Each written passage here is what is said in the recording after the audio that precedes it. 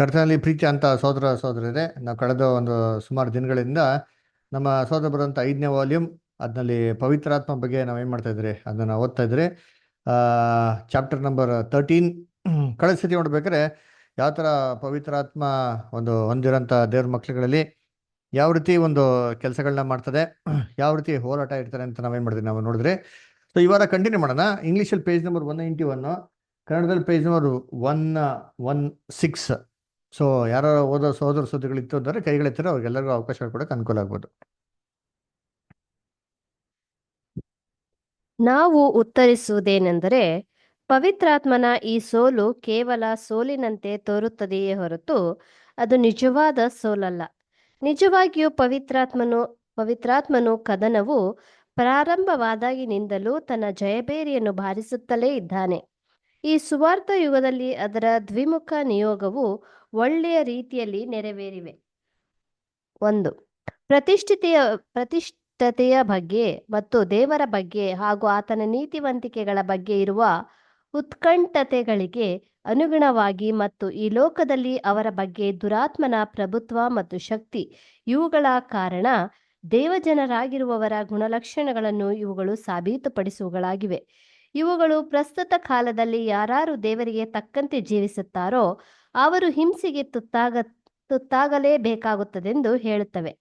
ಅವರುಗಳು ತಮ್ಮ ವಿರುದ್ಧವಾಗಿ ಕೆಟ್ಟ ಮಾತುಗಳನ್ನು ಸುಳ್ಳಾಗಿ ಹೊರಿಸಿದರೆ ಆಲಿಸಲು ಸಿದ್ಧರಿರಬೇಕು ಮತ್ತು ಅವುಗಳನ್ನು ಅವರ ಒಡೆಯನು ಮಾಡಿದಂತೆ ಶಾಂತ ರೀತಿಯಿಂದ ತೆಗೆದುಕೊಳ್ಳಬೇಕು ಮತ್ತು ಕರ್ತನಿಗೆ ಮತ್ತು ಆತನ ಉದ್ದೇಶಗಳಿಗೆ ಯಾವುದೇ ಬೆಲೆ ತೆತ್ತಾದರೂ ಪ್ರಾಮಾಣಿಕತೆಯಿಂದ ಮುಂದುವರಿಯಬೇಕು ಮತ್ತು ಅವರು ಈ ಲೋಕದ ಜೀವಿತವನ್ನು ಹೆಚ್ಚಾಗಿ ಲೆಕ್ಕಕ್ಕೆ ತೆಗೆದುಕೊಳ್ಳಬಾರದು. 2 ತಿಮೋಥಿ 3:12, ಮತ್ತಾಯ 5:11, 1 ಪೇತ್ರ 2:23 ಮತ್ತು ಅಪೊಸ್ತಲ ಕೃತ್ಯಗಳು 20:24. Thank you. ಕರ್ತನಲ್ಲಿ ಪ್ರೀತಿ ಅಂತ ಸಹೋದರಗಳೇ, ದೇವರು ನಮ್ಮ ಸೃಷ್ಟಿಗೆ ಪವಿತ್ರಾತ್ಮ ಕೊಟ್ಟಿರಿ ಅಂತ ನಾವು ನೋಡ್ತೀರಿ. ಅದರ ಪವಿತ್ರಾತ್ಮನ ಏನಪ್ಪಾ ಅಂತಂದ್ರೆ ದೇವರು ಒಂದು ಬಲ, ದೇವರೊಂದು ಶಕ್ತಿ, ಅದ್ಭುತವಂತ ಶಕ್ತಿ. ಅದು ಯಾವುದೇ ಮನುಷ್ಯನಿಗೆ ಕಣ್ಣಿಗೆ ಕಾಣಿಸ್ತೇನ್ರಿ, ಅದ್ಭುತವಂತ ಶಕ್ತಿ. ಸರಿ, ಈ ಒಂದು ಪವಿತ್ರಾತ್ಮ ದೇವರ ಮಕ್ಕಳಿಗೆ ಸಭೆಗೆ ಕೊಟ್ಟು ಎಷ್ಟು ವರ್ಷ ಆಯಿತು ಅಂತ ನೋಡಿದ್ರೆ 2000 ವರ್ಷ ಆಯಿತು. ಸೊ ಇದು ಕಳ್ಸ್ಕೊಡೋಂಥ ಉದ್ದೇಶ ಏನಪ್ಪಾ ಅಂದ್ರೆ ಮೇನ್ ಆಗಿ 1,44,000 ಜನ ಆಯ್ಕೆ ಮಾಡೋಂಥದ್ದು. ಹೆಂಗೆ ಇಸಾಕನ್ಗೆ ರೆಬೆಕನ ಆಯ್ಕೆ ಮಾಡೋಂಥದ್ದಾಗಿತ್ತು, ಅದೇ ಪ್ರಕಾರ ಕ್ರಿಸ್ತನ್ಗೆ ಒಂದು ಮೊದಲ್ಗಿತ್ತಿ ಆಯ್ಕೆ ಮಾಡೋದು. ಎಷ್ಟೋ ಸಂಖ್ಯೆನ 1,44,000 ಜನ. ಸರಿ, ಈ 2000 ವರ್ಷ ಆದರೂ ಈ 1,44,000 ಜನ ಆಯ್ಕೆ ಆಗಿಲ್ವಾ? ಅಂದ್ರೆ ಏನೋ ಪವಿತ್ರಾತ್ಮನ ಕ್ರಿಯೆಗಳು ನಡೀತಾ ಇಲ್ವಾ? ಅಂದ್ರೆ ಪವಿತ್ರಾತ್ಮ ತುಂಬಾ ಒಂದು ಬಲಹೀನವಾಗಿದೆಯಾ, ದೇವ್ರ ಮಕ್ಕಳಿಗೆ ಕೆಲಸ ಮಾಡ್ತಾ ಇಲ್ವಾ ಅಂತ ಈ ಒಂದು ದೃಷ್ಟಿಕೋನದಲ್ಲಿ ನೋಡಿದ್ರೆ, ಈ ದುಷ್ಟ ಆತ್ಮ ದೇವರ ಆತ್ಮಕ್ಕೂ ಕಂಪೇರ್ ಮಾಡೋದಂದ್ರೆ ದುಷ್ಟ ಆತ್ಮದ ಆಳ್ವಿಕೆ ಏನಾಗಿದೆ, ತುಂಬಾ ಜಾಸ್ತಿ ಇದೆ ಅಲ್ವರ. ಸೊ ಅದಕ್ಕೆ ಏನಿದೆ ಕಾರಣ, ಯಾಕೆ ಹಿಂಗೆ ಅಂತ ನೋಡ್ಬೇಕಾದ್ರೆ ಇದಕ್ಕೆ ಸುವಾರ್ತೆಗದಲ್ಲಿ ಮುಖ್ಯವಾಗಿ ನೋಡ್ಬೇಕಾದ್ರೆ 2 ಕಾರಣಗಳಿದೆ ಅಂತ ಹೇಳ್ತಾರೆ. ಒಂದು ಏನ್ರಿ, ಮೊದಲನೇದು ಏನಪ್ಪಾ ಅಂತಂದ್ರೆ ದೇವ್ರ ಮಕ್ಕಳು ಎಷ್ಟು ಲೆವೆಲಲ್ಲಿ ಅವ್ರ ದೇವತೆ ಒಡಂಬಡಿಕೆ ಮಾಡ್ಕೊಂಡಿದ್ರೋ, ಎಷ್ಟು ಆಸಕ್ತಿಯಿಂದ ದೇವತೆ ಒಡಂಬಡಿಕೆ ಮಾಡ್ಕೊಂಡಿದ್ದಾರೋ ಏನ್ರಿ, ಅಷ್ಟ್ರ ಮಟ್ಟಿಗೆ ಏನ್ರಿ ಅವ್ರಿಗೆ ಇಲ್ಲಿ ಹೋರಾಟ ಇರ್ತಾರೆ. ಇಲ್ಲಿ ಲೋಕದಲ್ಲಿ ಹೋರಾಟ ಇರ್ತಾರೆ. ಇದು ಏನಕ್ಕಪ್ಪ ಅಂತಂದ್ರೆ ಅವರು ಒಂದು ಕ್ಯಾರೆಕ್ಟರ್ನ ಪ್ರೂವ್ ಮಾಡೋದಕ್ರಿ. ಅದರ ಏನ್ರಿ ಹೋರಾಟ ಇಲ್ದಿರ ನಮ್ಮ ಕ್ಯಾರೆಕ್ಟರ್ ಇದೆ ಅಂತ ನಾವು ಭಾವಿಸ್ಕೊಂಡಂತಂದ್ರೆ ಅದು ಏನ್ರಿ, ಅದು ಏನಂತಂದ್ರೆ ಅದು ಟೆಸ್ಟಲ್ಲಿ ಜಯ ಹೊಂದಿದಂಥ ಕ್ಯಾರೆಕ್ಟರ್ ಅಲ್ಲ. ಅದರ ಏನ್ರಿ, ಅದು ಒಂದು ಬ್ಯೂಟಿ ಅಂಡ್ ಆಫ್ ಕ್ಯಾರೆಕ್ಟರ್ ಅಲ್ಲ. ಅದು ಕ್ಯಾರೆಕ್ಟರ್ ಇದೆ ಅಂತ ನಾವು ನೆನ್ಸ್ಕೊಬೋದು. ಅದು ರಿಯಲ್ ಆಗಿ ಟೆಸ್ಟ್ ಆಗೋದು ಯಾವಾಗ ಅಂತಂದ್ರೆ ಯಾವಾಗ ಒಂದು ವಿರುದ್ಧವಾಗಿರೋಂಥ ಸಂದರ್ಭಗಳಲ್ಲಿ ಆಗದವಾಗ ಅಲ್ವರ, ಕಷ್ಟದಲ್ಲಿ ತೊಂದರೆಗಳಲ್ಲಿ ಅದರ ನಮ್ಮನ್ನ ತುಂಬಾ ಡಿಸ್ಟರ್ಬ್ ಮಾಡೋಂಥ ಸಿಚುವೇಶನ್ ಆಗಿದಾಗ ಅವಾಗ ನಾವು ಯಾವ ಥರ ವರ್ತಿಸ್ತೀರಿ. ಸೊ ಇದು ಏನಾಗೋದು ಅಂತಂದ್ರೆ ನಮ್ಮ ಕ್ಯಾರೆಕ್ಟರ್ ಆವಾಗ ಡಿಟರ್ಮಿನ್ ಆಗೋದ್ರಿ ನಿಜವಾಗ್ಲೂ ನಮ್ಮ ಹತ್ರ ಇರೋಂಥ ಒಳ್ಳೆ ಗುಣನ ಕೆಟ್ಟ ಗುಣನ ಅಂತ ಬಿಟ್ಟು ಅಲ್ವರ. ಸೊ ಅದಕ್ಕೆ ನೋಡ್ಬೇಕಾದ್ರೆ ಕರ್ತನಲ್ಲಿ ಪ್ರೀತಿ ಅದಕ್ಕೆ ವಾಕ್ಯ ಹೇಳೋದು, ಈ ಒಂದು ಸಂದರ್ಭದಲ್ಲಿ, ಈ ಒಂದು ಯುಗದಲ್ಲಿ, ಈ ಒಂದು ಕಾಲದಲ್ಲಿ ಯಾರು ದೇವರಲ್ಲಿ ಸದ್ಭಕ್ತರಾಗಿ ಬಳೋದಕ್ಕೆ ಮನ್ಸು ಮಾಡ್ತಾರೋ ಅವ್ರೇನಾಗ್ತಾರೆ, ಎಲ್ಲ ಒಂದು ಹಿಂಸೆಗಳಿಗೆ ಏನಾಗ್ತಾರೆ, ಒಳಗಾಗ್ತಾರೆ. ಅದರಿಂದ ಒಳಗಾಗ್ತಾರೆ ಅಂತ ಹೇಳ್ಬೇಕಾದ್ರೆ ಹಿಂಸೆಗಳನ್ನ ಸಹಿಸ್ಕೊಳಕ್ಕೆ ಏನಾಗಿರ್ಬೇಕು ಎಲ್ಲರಿಗೂ, ಅದೇ ಒಂದು ಮನ್ಸಿರ್ಬೇಕು ಫಸ್ಟ್, ಇದು ಅಲ್ವರ. ಸೊ ಮೊದಲನೇದು. ಎರಡನೇದು ಏನ್ರಿ, ಕೆಟ್ಟದಾಗಿ ಏನ್ರಿ ತಪ್ಪಾಗಿ ಇಲ್ದಿರೋ ರೀತಿಯಲ್ಲಿ ನಮಗೆ ಮಾತಾಡ್ಬೇಕಾದ್ರು ಕೂಡ ಅದನ್ನ ನಾವೇನ್ ಮಾಡ್ಬೇಕು, ಅದನ್ನ ಸಹಿಸ್ಕೊಳೋನಾಗಿರ್ಬೇಕು ಅಂತ ಏನ್ ಮಾಡ್ತಾರೆ ಹೇಳ್ತಾರೆ ಅಲ್ವರ. ನೋಡಿ, ಕೆಲವೊಂದು ವಾಕ್ಯಗಳು ಓದ್ಬಿಡೋಣ. ದಯವಿಟ್ಟು ಯಾರಾದ್ರು ಮತ್ತೆ 5:11 ಓದಿ. ಮ್ಯಾಥ್ಯೂ 5:11. ನನ್ನ ನಿಮಿತ್ತವಾಗಿ ಜನರು ನಿಮ್ಮನ್ನು ನಿಂದಿಸಿ ಹಿಂಸೆಪಡಿಸಿ ನಿಮ್ಮ ಮೇಲೆ ಕೆಟ್ಟ ಕೆಟ್ಟ ಮಾತುಗಳನ್ನು ಸುಳ್ಳಾಗಿ ಹೊರಿಸಿದರೆ ನೀವು ಧನ್ಯರು. ನೋಡ್ರ, ನನ್ನ ನಿಮಿತ್ತವಾಗಿ ಏನಿರ್ಬೇಕು? ಕ್ರಿಸ್ತರ ನಿಮಿತ್ತವಾಗಿರ್ಬೇಕ್ರಿ ಅಲ್ವರ, ಬೇರೆ ಯಾವ್ದು ನಿಮಿತ್ತವಾಗಲ್ಲ ರೀ ಅಲ್ವರ. ಏನ್ರಿ? ಆ ಕ್ರಿಸ್ತರ ನಿಮಿತ್ತವಾಗಿ, ಸತ್ಯದ ನಿಮಿತ್ತವಾಗಿ ಆ ನಿಮ್ಮ ಮೇಲೆ ಯಾರು ಕೆಟ್ಟ ಕೆಟ್ಟಂತ ರೀತಿಯಲ್ಲಿ, ತಪ್ಪಾದಂಥ ರೀತಿಯಲ್ಲಿ ಹೇಳ್ತಾರೆ ಅಂತಂದ್ರೆ ಏನ್ರಿ, ನೀವು ತುಂಬಾ ಸಂತೋಷ ಪಡ್ರಿ ಅಂತ ಹೇಳ್ತಾರೆ ಅಲ್ವರ. ನಾವು ಸಂತೋಷ ಪಡೋಕ್ಕಾಗ್ತದಾ? ಹೇಳ್ರಿ, ನಾವ್ ಯಾರು ಸಂತೋಷ ಪಡ್ತೀವಿ? ನಮ್ಗೆಲ್ಲ ಏನಾಗ್ಬಿಡ್ತದೆ, ದುಃಖ ಆಗ್ಬಿಡ್ತದೆ ಅಲ್ವರ. ಆದ್ರೆ ವಾಕ್ಯ ಏನ್ ಹೇಳ್ತಾರೆ? ಸಂತೋಷ ಪಡೋರಾಗಿದ್ರಿ. ಯಾಕೆ ಅಂತಂದ್ರೆ ಅವಾಗ ಏನ್ರಿ, ದೇವ್ರ ನಾಮಕ್ಕೇನ್ರಿ ಕೀರ್ತಿ. ಮುಂದಕ್ಕೆ ನೋಡಿ ಏನ್ ಹೇಳ್ತಾರೆ, ಮುಂದಕ್ಕೆ ಓದಿ ಸರ್. ಕಂಟಿನ್ಯೂ ಮಾಡಿ. ಸಂತೋಷ ಪಡಿರಿ, ಉಲ್ಲಾಸ ಪಡಿರಿ, ಪರಲೋಕದಲ್ಲಿ ನಿಮಗೆ ಬಹಳ ಫಲ ಸಿಕ್ಕುವುದು. ನೋಡ್ರ, ನಿಮಗೆ ಪರಲೋಕದಲ್ಲಿ ಬಹಳ ಫಲಗಳು ಸಿಕ್ಕುವುದು. ಅದರ ನಮ್ಮ ಫಲ ಹೇಳ್ತಲ್ಲ ಯೇಸು ಕ್ರಿಸ್ತ, ನಾನೇ ನಿಜವಾದ ದ್ರಾಕ್ಷಿ ಬಳ್ಳಿ, ನೀವೆಲ್ಲ ಕೊಂಬೆಗಳಾಗಿದ್ರ. ಯಾವ ಕೊಂಬೆ ಫಲಗಳನ್ನ ತರ್ತದೋ ಏನ್ರಿ, ಅದು ಅಧಿಕವಾಗಿ ದೇವ್ರನ್ನ ಪ್ರೂನಿಂಗ್ ಮಾಡ್ತಾರೆ. ಆಮೇಲೆ ನೀವು ಫಲಗಳ ತರದಿಂದ ದೇವ್ರಿಗೆ ಏನ್ರಿ, ನಮಕ್ ಮಹಿಮೆ, ದೇವ್ರಿಗೆ ಸಂತೋಷ ಆಗ್ತದೆ. ನೋಡ್ರ, ನಮ್ಮ ಫಲಗಳು ಏನ್ರಿ ಎಲ್ಲಿದೆ? ಪರಲೋಕದಲ್ಲಿ. ಅದರ ದೇವರ ಬಳಿಗೆ ಏನಾಗಿದೆ, ನಮ್ಮ ಫಲಗಳು ಇದೆ ಅಂತೆ. ಆಮೇಲೆ ನೆಕ್ಸ್ಟ್ ಸಿಸ್ಟರ್. ನಿಮಗಿಂತ ಮುಂಚೆ ಇದ್ದ ಪ್ರವಾದಿಗಳನ್ನು ಹೀಗೆಯೇ ಹಿಂಸೆ ಪಡಿಸಿದರಲ್ಲ. ನೋಡ್ರ, ನಿಮ್ಗಿಂತ ಮುಂಚೆ ಇದ್ದ ಪ್ರವಾದಿಗಳನ್ನೇ ಈ ಥರ ಹಿಂಸೆ ಪಡಿಸಿರ್ಬೇಕಾರೆ ನಾವೇನು ದೊಡ್ಡ ಸ್ಪೆಷಲ್ಲ? ಏನೂ ಇಲ್ಲ ರೀ. ಅಲ್ಲ, ಹಳೆ ಕಾಲದ ಪ್ರವಾದಿ ನೋಡ್ರಿ ಅಂತೀನಿ, ಯಾರ್ದು ಬಂದ್ಬಿಟ್ಟು ಸಿಂಹಾಸನ ಎತ್ಕೊಂಡು, ಅವ್ರ ಎಗ್ರ ಮೇಲೆ ಎತ್ಕೊಂಡು, ಭುಜ ಮೇಲೆ ಎತ್ಕೊಂಡು ಲೋಕದೆಲ್ಲ ಏನಂತಾರೆ ಅದು ಡಂಗುರ ಹೊಡ್ಸ್ಬಿಟ್ಟು ಕೊಂಡಾಡಿದ್ ಯಾವ ಮನುಷ್ಯನ ಇಲ್ಲ ರೀ ಅಲ್ವರ. ಸೊ ಅದರಿಂದ ದೇವ್ರ ಮಕ್ಳ ಆಮೇಲೆ ಇವೆಲ್ಲ ಬರ್ತಾರೆ ಅಕ್ಯೂಸಿಷನ್ಸು ಅಲ್ವರ, ಫಾಲ್ಸ್ ಅಕ್ಯೂಸಿಷನ್ಸ್ ಎಲ್ಲ. ಏಸು ಕ್ರಿಸ್ತನ್ಗೆ ಬಿಟ್ರ? ಏಸು ಕ್ರಿಸ್ತನ್ಗೆ ಹೊಟ್ಟೆ ಬಾಕ, ಕುಡುಕ, ಅದರ ವ್ಯಭಿಚಾರಿಗಳ ಸ್ನೇಹಿತ ಅಂತ ಏನ್ ಮಾಡಿದ್ರು? ಹೊಟ್ಟೆ ಬಾಕ ಅಂತ ಏನ್ ಮಾಡಿದ್ರು? ಇವೆಲ್ಲ ಏನ್ ಮಾಡಿದ್ರು? ಹೆಸರುಗಳನ್ನ ಕಟ್ಟಿದ್ರು ಅಲ್ವರ. ಸೊ ಇದನ್ನ ಸಹಿಸ್ಕೊಳಕ್ಕೆ ದೇವ್ರ ಮಕ್ಳು ಏನಾಗಿರ್ಬೇಕು? ಅದು ಇರಬೇಕು ಅಲ್ವರ. ಇದಕ್ಕೆ ಪವಿತ್ರಾತ್ಮನ್ ಕೊಡೋದು ಅಲ್ವರ. ಆಮೇಲೆ 1 ಪೇತ್ರ 2 ಅಧ್ಯಾಯ 23 ವಾಕ್ಯ ಹೋದ್ರಿ. 1 ಪೇತ್ರ 2:23. ಬೈಯುವವರನ್ನು ಆತನು ಪ್ರತಿಯಾಗಿ ಬೈಯಲಿಲ್ಲ. ಆತನು ಬಾಧೆಯನ್ನು ಅನುಭವಿಸಿದಾಗ ಯಾರನ್ನೂ ಬೆದರಿಸದೆ ನ್ಯಾಯವಾಗಿ ತೀರ್ಪು ಮಾಡುವ ಆತನಿಗೆ ತನ್ನ ಕಾರ್ಯವನ್ನು ಒಪ್ಪಿಸಿದನು. ಬೈಯುವಾಗ ತಿರ್ಗಾ ಬೈಲಿಲ್ಲ ಅಂತಾರೆ ಅದರ. ಆಮೇಲೆ ತನ್ನಿಗೆ ಬೆದರಿಕೆ ಹಾಕದವ್ರಿಗೆ ಏನ್ ಮಾಡ್ಲಿವಂತೆ? ಅದಕ್ಕೆ ಸರಿಯಾಗಿ ಉತ್ತರ ಕೊಡಕ್ ಆಗಲ್ಲ ಅಂತ ಅಲ್ಲ ರೀ, ಕ್ರೈಸ್ಟ್ ಕೊಡ್ಬೋದಾಗಿತ್ತು. ನ್ಯಾಯವಾಗೇ ತೀರ್ಪು ಮಾಡೋನ್ಗೆ ಏನ್ ಮಾಡ್ಬಿಟ್ರು? ದೇವ್ರು ಒಪ್ಪಿಸ್ಕೊಬಿಟ್ರು ನೋಡಿದ್ದೀನಿ ಅದರ. ಸೊ ಈ ಒಂದು ಕ್ಯಾರೆಕ್ಟರ್ ನಮ್ಮಲ್ಲಿ ಯಾರಲ್ಲಿ ಇರಲ್ಲ ರೀ. ನ್ಯಾಚುರಲ್ ಹ್ಯೂಮನ್ ಬೀಯಿಂಗ್ ನಲ್ಲಿ ಇದು ಯಾರಲ್ಲೂ ಇಲ್ಲ. ಬರ್ಕೊಳ್ರಿ, ಇಟ್ ವಿಲ್ ಬಿ ಎನಿಬಡಿ. ನಿಮ್ಮಲ್ಲೂ ನಮ್ಮಲ್ಲಿ ಲೋಕದಲ್ಲಿ ಯಾರಲ್ಲೂ ಇರಲ್ಲ. ಆದ್ರೆ ಇದನ್ನ ನಾವು ಬೆಳೆಸ್ಕೊಬೇಕು ಅಂತಂದ್ರೆ, ಕರ್ತನಲ್ಲಿ ಪ್ರೀತಿ ಅಂತಂದ್ರೆ ನಮಗೆ ದೇವರ ಕೃಪೆ ಏನ್ರಿ ಅತ್ಯವಶ್ಯಕತೆ, ದೇವರ ಪವಿತ್ರಾತ್ಮ ಅತ್ಯವಶ್ಯಕತೆ. ಇದಕ್ಕಾಗಿ ದೇವ್ರು ನಮ್ಗೆ ಏನ್ ಮಾಡಿದ್ರು? ಪವಿತ್ರಾತ್ಮನೇ ಮಾಡಿ ಕೊಟ್ಟಿರೋದು ಅಲ್ವರ. ಅದು ಮಾತ್ರ ಅಲ್ಲ, ನಮ್ಮ ಲೋಕದ ಜೀವಿತನ ಎಲ್ಲಾ ವಿಚಾರಕ್ಕೂ ಏನ್ರಿ ಅಲಗಣಿಸಿಕೆ ಏನಾಗಿರ್ಬೇಕು? ಇರ್ಬೇಕ್ರಿ ಅದರ. ಏನ್ರಿ ಅಂದ್ರೆ ನಮ್ಮೆಲ್ಲ ಜೀವಿತ ಯೇಸು ಕ್ರಿಸ್ತ ಹೇಳ್ತಾರೆ, ಯಾರ ತನ್ನ ತಾನೇ ನಿರಾಕರಿಸಿ ಅಂದ್ರೆ ಏನ್ರಿ, ನಮ್ಗಿರಂತ ಲೋಕದ ಆಸೆ ಆಕಾಂಕ್ಷೆಗಳು, ಬಂಧು ಬಳಗದವರು, ಕೆಲಸಗಳು, ತರ ಕಮಿಟ್ಮೆಂಟ್ಗಳು, ಇವೆಲ್ಲವನ್ನು ಬಿಟ್ಬಿಟ್ಟು ಪ್ರಮುಖವಾಗಿ ದೇವ್ರಿಗೆ ಫಸ್ಟ್ ಮುಖ್ಯತ್ವ ಕೊಟ್ಟಿಲ್ಲ. ಅವರು ದೇವ್ರ ಮಕ್ಳು ಶಿಷ್ಯನಾಗೋದಕ್ಕೇನಿಲ್ಲ ಸಾಧ್ಯ ಇಲ್ಲ ಅಂತ ಹೇಳ್ತಾರೆ. ಕರ್ತನಲ್ಲಿ ಪ್ರೀತಿ ಅಂತ ಸಹೋದರ ಸಹೋದರಿಗಳೇ ಅದರ. ಇದಕ್ಕಾಗಿ ಇದನ್ನೆಲ್ಲ ಟ್ಯಾಕಲ್ ಮಾಡಿ ಜಯಿಸೋದಿಕ್ಕೇನೆ ದೇವ್ರೇನ್ ಮಾಡಿದ್ರು? ದೇವ್ರ ಮಕ್ಳಿಗೆ ಪವಿತ್ರ ಆತ್ಮ ಅಂತ ಏನ್ ಮಾಡಿದ್ರು? ಕೊಟ್ಟಿರೋದು. ಯೋಚನೆ ಮಾಡಿರ್ತೀನಿ, ಅಪೋಸ್ಟ್ಲ್ ಪೇತ್ರ ಹೆಂಗಿದ್ರು ಅದರ, ಅಪೋಸ್ಟ್ಲ್ ಯೋಹಾನ ಹೆಂಗಿದ್ರು ಅದರ. ಇವರೆಲ್ಲ ಯೆರೂಸಲೇಮ್ನ ಬಿಟ್ಟು ಹೊರಗಡೆ ಹೋಗಿ ದೇವ್ರ ಕೆಲಸ ಮಾಡ್ಬೇಕಾರೆ ಎಷ್ಟು ಸತಿ ಮನೆಗೆ ವಾಪಸ್ ಬಂದಿರ್ತಾರೆ? ಯೋಚನೆ ಮಾಡಿರ್ತೀನಿ ಆ ಕಾಲದಲ್ಲಿ ಅದರ. ಏನು ರೋಮ್ಗೆ ಹೋದ್ರು, ರೋಮ್ ಮತ್ತು ಯೆರೂಸಲೇಮ್ ಪಕ್ಕದಲ್ಲೇನ? ಒಂದ್ಸತಿ ಹೋದ್ರು ಮುಗೀತಲ್ಲೇ ಅದರ. ತಿರ್ಗಾ ರಿಟರ್ನ್ ಬರೋದು ಎಷ್ಟು ವರ್ಷಗಳ ನಂತರನೋ ಅದರ. ಬಂಧು ಬಳಗ, ಸ್ನೇಹಿತರು, ಏನಿಲ್ಲ, ವಾಟ್ಸಪ್ ಇಲ್ಲ, ಇಮೇಲ್ ಇಲ್ಲ, ಚಾಟ್ ಇಲ್ಲ ಅದರ, ಟೆಲಿಗ್ರಾಮ್ ಇಲ್ಲ, ಪತ್ರಗಳಿಲ್ಲ. ಆ ಕಾಲದಲ್ಲಿ ಹೆಂಗ್ರಿ ಎಲ್ಲ ಪತ್ರಗಳಂದ್ರೆ ಯಾವುದು ಪೋಸ್ಟ್ ಆಫೀಸ್ ಇಲ್ಲ. ಒಬ್ರ ಮುಖಾಂತರ ಏನಾಗಬೇಕಾಯ್ತು? ಹೋಗ್ಬೇಕಾಯ್ತು. ಅದು ಹೋಗೋತ್ತಿಗೆ ಯಾವ ಸಮಯ ಆಗಿರೋದು ಗೊತ್ತಾಗ್ತಾ ಇರಲಿಲ್ಲ. ಅನ್ನ ಕರ್ತನಲ್ಲಿ ಪ್ರೀತಿ ಅನ್ಸೋಗಳೇ ಅವರೆಲ್ಲ ಮಾಡೋಂಥ ತ್ಯಾಗಗಳು. ಈ ತ್ಯಾಗಗಳು ಮಾಡೋದಿಕ್ಕೇನೆ ದೇವ್ರು ಮಾಡಿದ ಹೋಲಿ ಸ್ಪಿರಿಟ್ನ ಕೊಟ್ಟಿರೋದು. ಸೊ ಇದು ಸಾಧಾರಣವಾಗಿ ಏನ್ರಿ ಒಬ್ಬ ಮನುಷ್ಯನ ಕೈಲಿ ಮಾಡೋಂಥ ಕೆಲಸಗಳು ಅಲ್ಲ.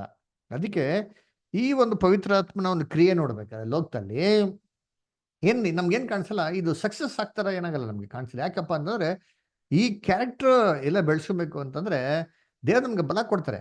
ಆದ್ರೆ ಅದು ತಕ್ಕಂತೆ ಸ್ಪಂದಿಸೋದು ಯಾರು ಮಾಡ್ಬೇಕು, ಯಾರು ಕೆಲಸಗಳು ಮಾಡ್ಬೇಕು ಅದ್ ತಕ್ಕಂತೆ ಅಂತಂದ್ರೆ ದೇವ್ರ ಮಕ್ಳಾಗಿರೋ ನಾವೇನ್ ಮಾಡ್ಬೇಕು ಅದ್ ತಕ್ಕಂತೆ ಸರಿಯಾದ ರೀತಿ ಜೋಡಣೆ ಆಗಿ ಕೆಲಸ ಮಾಡ್ಬೇಕ್ರಿ.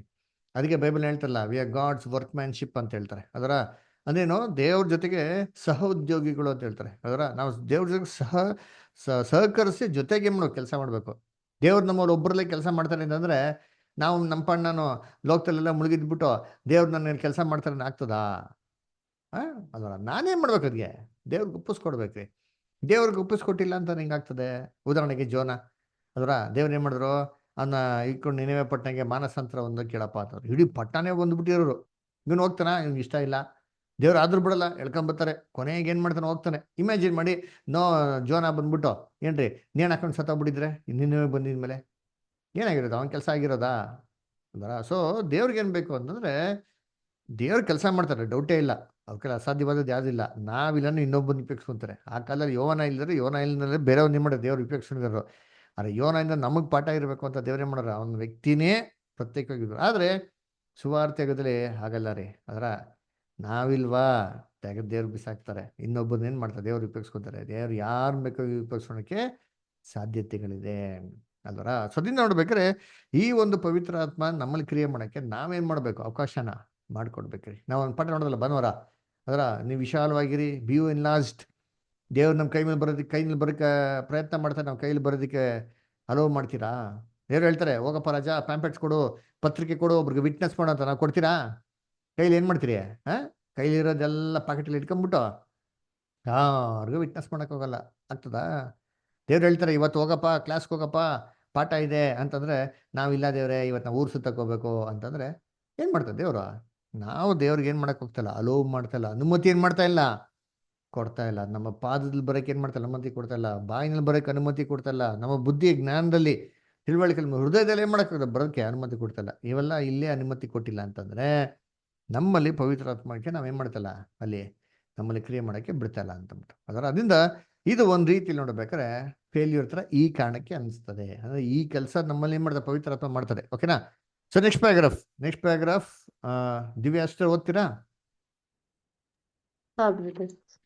ದೇವಜನರಲ್ಲಿ ಪವಿತ್ರತೆ ಎಂಬ ಆತ್ಮನ ಬೆಳಕು ಜನರ ಮುಂದೆ ಪ್ರಕಾಶಿಸಬೇಕು.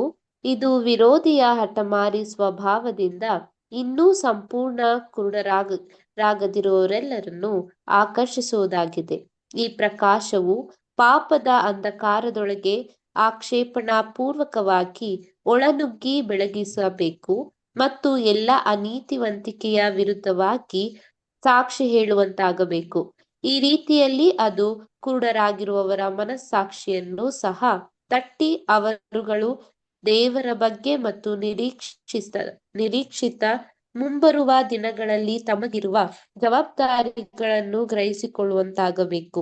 ಈ ರೀತಿಯಲ್ಲಿ ನಮ್ಮ ಕರ್ತನು ತನ್ನ ಅನುಯಾಯಿಗಳಿಗೆ ಅವರುಗಳು ಪವಿತ್ರಾತ್ಮರನ್ನು ಹೊಂದಿಕೊಂಡ ಮೇಲೆ ಎಲ್ಲಾ ಜನಾಂಗಗಳಲ್ಲಿ ಸತ್ಯಕ್ಕೆ ಸಾಕ್ಷಿಗಳಾಗಬೇಕೆಂದು ಬೋಧಿಸಿದ್ದಾನೆ. ಜನರು ಇದನ್ನು ಕೇಳಲಿ ಇಲ್ಲವೇ ಸಹಿಸಿಕೊಳ್ಳಲಿ. Thank you brother. Thank you sister. ಒಂದು ವಾಕ್ಯ ಓದೋಣ, ಯೋಹಾನದಲ್ಲಿ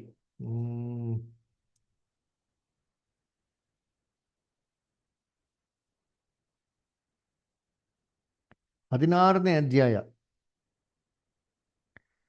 8, 9, 10, 11 ಹೋದ್ರಿ. John 16 chapter verses 8 to 11. ಆತನು ಬಂದು ಪಾಪ, ನೀತಿ, ನ್ಯಾಯ ತೀರುವಿಕೆ ಈ ವಿಷಯಗಳಲ್ಲಿ ಲೋಕಕ್ಕೆ ಅರುಹನ್ನು ಹುಟ್ಟಿಸುವನು. ಪವಿತ್ರಾತ್ಮ ಬಂದಿದ್ಮೇಲೆ ಏನಪ್ಪ ಮಾಡ್ತಾನೆ ಆ ಪವಿತ್ರಾತ್ಮ ಅಂತಂದ್ಬಿಟ್ಟು ಹೇಳ್ತಾರೆ ಅಂತಂದ್ರೆ, ಲೋಕಕ್ಕೆ ಪಾಪ, ನೀತಿ, ಆಮೇಲೆ ನ್ಯಾಯ ತೀರ್ಪು ಬಗ್ಗೆ ಅರಿವಿಕೆ ಕೊಡ್ತಾರೆ ಅಂತ ಹೇಳ್ತಾರೆ, ತಿಳುವಳಿಕೆ ಕೊಡ್ತಾರೆ ಅಂತ ಹೇಳ್ತಾರೆ. ಅಂದ್ರೆ ಲೋಕಕ್ಕೆ ಫಸ್ಟ್ ಆಫ್ ಆಲ್ ಪಾಪ ಅಂತಾನೆ ಗೊತ್ತಿಲ್ಲ, ನೀತಿ ಎಂದನೇ ಗೊತ್ತಿಲ್ಲ. ಆಮೇಲೆ ಮೂರನೇದು ನ್ಯಾಯ ತೀರ್ಪು ಇದೆ ಅಂತ ಏನಾಗಿಲ್ಲ, ಫಸ್ಟ್ ಆಫ್ ಆಲ್ ಅವ್ರಿಗೆ ಗೊತ್ತೇ ಇಲ್ಲ. ಇದನ್ನ ಪವಿತ್ರಾತ್ಮ ಬಂದು ಏನ್ ಮಾಡಿದಂತೆ ತಿಳಿಸ್ಕೊಡ್ತಂತೆ. ಹೇಗೆ ತಿಳಿಸ್ಕೊಡ್ತಾರೆ ಮುಂದಕ್ಕೆ? ಅವರು ನನ್ನನ್ನು ನಂಬದೆ ಇರುವುದರಿಂದ ಪಾಪದ ವಿಷಯದಲ್ಲಿಯೂ ನಾನು ತಂದೆಯ ಬಳಿಗೆ ಹೋಗಿ ಇನ್ನು ಮೇಲೆ ನಿಮಗೆ ಕಾಣಿಸದೇ ಇರುವುದರಿಂದ ನೀತಿಯ ವಿಷಯದಲ್ಲಿಯೂ ಇಹಲೋಕಾಧಿಪತಿಗೆ ನ್ಯಾಯ ತೀರುವಿಕೆಯಾದುದರಿಂದ ನ್ಯಾಯ ತೀರುವಿಕೆಯ ವಿಷಯದಲ್ಲಿಯೂ ಲೋಕಕ್ಕೆ ಅರ್ಹನ್ನು ಹುಟ್ಟಿಸುವನು. ನೋಡಿದ್ರಾ ಏನಪ್ಪ ಅರಿವು ಹುಟ್ಟಿಸ್ತಾರೆ ಅಂತಂದ್ರೆ ಪಾಪ, ಯಾಕೆ ನನ್ನ ಮೇಲೆ ಏನು ಮಾಡಲಿಲ್ಲ ಅವರು ನಂಬಿಕೆ ಇಡಲ್ಲ. ನೀತಿ, ಯಾಕಂದ್ರೆ ಏನ್ರಿ ನಾನು ದೇವರ ಬಳಿಗೆ ಏನು ಮಾಡ್ತೀನಿ, ಹೋಗ್ತೀನಿ. ಮೂರನೇದು ನ್ಯಾಯ ತೀರ್ಪು. ಅದರ ಯಾಕೆಂದ್ರೆ ಈ ಒಂದು ಲೋಕದ ಅಧಿಪತಿ ಏನಂದ್ರೆ ತೀರ್ಪಾಗಲ್ಪಟ್ಟಿದೆ ಅಂತ ಹೇಳ್ತಾರೆ. ಹೇಗೆ ಅಂತಂದ್ರೆ ಲೋಕಕ್ಕೆ ಫಸ್ಟ್ ಆಫ್ ಆಲ್ ಇದನ್ನ ಪಾಪ ಅಂದ್ರೆ ಗೊತ್ತಿಲ್ಲ ಅವ್ರಿಗೇನು. ಸುಳ್ಳು ಅಂದ್ರೆ ಪಾಪ ಅಂತ ಲೋಕ ಜನಗಳಿಗೆ ಗೊತ್ತಿಲ್ಲ ರೀ. ಅವ್ರು ಸುಳ್ಳು ಹೇಳೋದೇನಾಗ್ಬಿಟ್ಟಿದೆ, ಅದು ತುಂಬಾ ಅಭ್ಯಾಸ ಆಗ್ಬಿಟ್ಟಿದೆ. ಸುಳ್ಳು ಹೇಳೋದೇ ಟ್ರೆಂಡು, ಸುಳ್ಳು ಹೇಳೋದೇ ಒಂಥರ ಗರ್ವ, ಸುಳ್ಳು ಹೇಳಿ ಒಂದು ಕೆಲಸ ಮಾಡಿಸ್ಕೊಳೋದು ಏನ್ರಿ ಒಂದು ತುಂಬ ಹೆಮ್ಮೆ. ಅದೇ ದೇವ್ರ ಮಕ್ಕಳಿಗೆ ಸಣ್ಣ ಪುಟ್ಟ ಸುಳ್ಳು ಹೇಳಿದ್ರು ಮನಸ್ಸಾಕ್ಷಿ ಏನಾಗ್ತದೆ, ಚುಸ್ತದೆ. ಆ ಒಂದು ಸಾಕ್ಷಿ ಚುಚ್ಚೋದು ಏನಕ್ಕೆ, ನಮ್ಮಲ್ಲಿರೋಂಥ ಪವಿತ್ರಾತ್ಮ ಕ್ರಿಯೆಯಿಂದ. ಅಲ್ವರ ಈ ಗುಣಗಳನ್ನ ಲೋಕ ಜನಗಳ ಸಭೆಯಲ್ಲಿ ನೋಡ್ಬೇಕಾದ್ರೆ, ಸಭೆ ಮಕ್ಕಳಲ್ಲಿ ನೋಡ್ಬೇಕಾದ್ರೆ ಹೆಂಗಿರ್ತದೆ ಅಂದರೆ ಇಂಡೈರೆಕ್ಟ್ ಆಗಿ ಅವ್ರು ಮಾಡ್ದ ಕ್ರಿಯೆಗಳೆಲ್ಲ ರಾಂಗ್, ತಪ್ಪು, ಇದು ವಿರುದ್ಧವಾಗಿರೋದು ಅಂತ ಅಂದ್ಬಿಟ್ಟು ಏನು ಮಾಡ್ದಂಗೆ ಅವ್ರಿಗೆ ಅದನ್ನ ಖಂಡಿಸ್ತೇ ಇರ್ತದೆ. ಅದರ ಮೊದಲನೇದು. ಎರಡನೇದು ಏನಪ್ಪ ಅಂತಂದರೆ ನೀತಿ. ಅದರ ಏನು ತಿಳ್ಕೊಂಬಿಟ್ರೆ ನೀತಿ ನ್ಯಾಯ ಅಂತಂದರೆ ಸುಮ್ಮನೆ ಏನೋ ಒಳ್ಳೆ ಕೆಲಸಗಳನ್ನ ಮಾಡ್ಬಿಟ್ರೆ ನಾವೇನು ಮಾಡೋದು, ನೀತಿ ನ್ಯಾಯನ ಕೊಂಡ್ಕೊಂಡ್ಬಿಡ್ಬೋದು ಅಲ್ವರ. ಒಬ್ರಿಗೆ ಊಟ ಹಾಕ್ಬಿಟ್ರೆ, ಬಡ ಮಕ್ಳಿಗೆ ಬಟ್ಟೆ ಕೊಟ್ಬಿಟ್ರೆ ಅಲ್ವರ, ಇಲ್ಲಿ ನೀತಿ ಮಾಡ್ಬಿಡೋದು, ಇನ್ನೊಬ್ರಿಗೆ ಏನು ಮಾಡೋದು, ಅನ್ಯಾಯ ಮಾಡೋದು. ಯಾಕಂದ್ರೆ ಇದು ಅವ್ರಿಗೇನು ದೃಷ್ಟಿಯಲ್ಲಿ ನೀತಿ. ಅದರ ಇನ್ನು ನಮ್ಮ ಕ್ರಿಶ್ಚಿಯನ್ಸ್ಗೆ ಯಾವ ಥರ ನೀತಿ ಇದೆ ಅಂತಂದರೆ, 100 ರೂಪಾಯಿ ಸಂಪಾದನೆ ಮಾಡಿದ್ರೆ 10 ರೂಪಾಯಿನ ಹಾಕ್ಬಿಡ್ಬೇಕು ದೇವ್ರಿಗೆ, ಹಾಕ್ಬಿಡ್ಬೇಕು. ಆ 100 ರೂಪಾಯಿ ಹೆಂಗಾರ ಸಂಪಾದನೆ ಮಾಡು, ಅದರ ಅದು ಬೇರೆ ಲೆಕ್ಕ. ಆದರೆ 10% ದೇವ್ರಿಗೆ ಕಮಿಷನ್ ಕೊಟ್ಬಿಟ್ರೆ ದೇವ್ರು ಏನಾಗ್ಬಿಡ್ತಾರೆ, ಅದನ್ನೆಲ್ಲ ಪಾಪಗಳನ್ನ ಮುಚ್ಚಿ ಹಾಕ್ಬಿಡ್ತಾರೆ ಅಂತ ಈ ಲೆಕ್ಕ, ಈ ಒಂದು ದೃಷ್ಟಿಕೋನ. ಇದು ನೀತಿನಾ? ನಾವು ನಮ್ಮ ಒಂದು ಒಳ್ಳೆ ಕೆಲಸಗಳಿಂದ ಏನೇ ಕಾರಣಕ್ಕೂ ನೀತಿ ಸಂಪಾದನೆ ಮಾಡೋಕ್ಕೆ ಸಾಧ್ಯ ಇಲ್ಲ. ನಮ್ಮ ಎಂಥ ನೀತಿ ಕೂಡ, ಎಷ್ಟೇ ಒಂದು ನೀವು ಒಳ್ಳೆ ಕೆಲಸ ಮಾಡೋ, ನಾನೇನೇ ನೀತಿ ಸಂಪಾದನೆ ಮಾಡಿದೆ ಇವೆಲ್ಲ ದೇವ್ರ ಹೆಸರಲ್ಲಿ ಚಿಂದಿ ಪಟ್ಟೆ ಅಲ್ವರ. ಆದರೆ ದೇವ್ರ ಮಕ್ಕಳಲ್ಲಿ ಇದನ್ನ ನೋಡಿಸ್ತಾರೆ.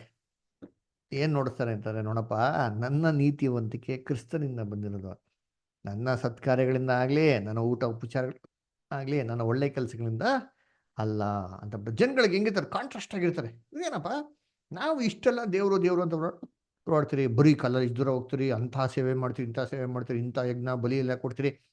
ಇವ್ರು ನೋಡಿದ್ರಿ ಏನು ಮಾಡಲ್ಲ, ಏನು ಮಾಡಲ್ಲ, ಬರೀ ನಂಬಿಕೆ ಅಂತ ಹೇಳ್ತಾರಲ್ಲ. ಇವಾಗ ಹೆಂಗಿದೆ ಒಂಥರ ಇವ್ರನ್ನ ಇಂಡೈರೆಕ್ಟಾಗಿ, ಅದರ ಇಂಡೈರೆಕ್ಟಾಗಿ ಅವ್ರನ್ನ ಸರಿಯಾದ ಮಾರ್ಗಕ್ಕೆ ನೋಡಿಸ್ದಂಗೆ.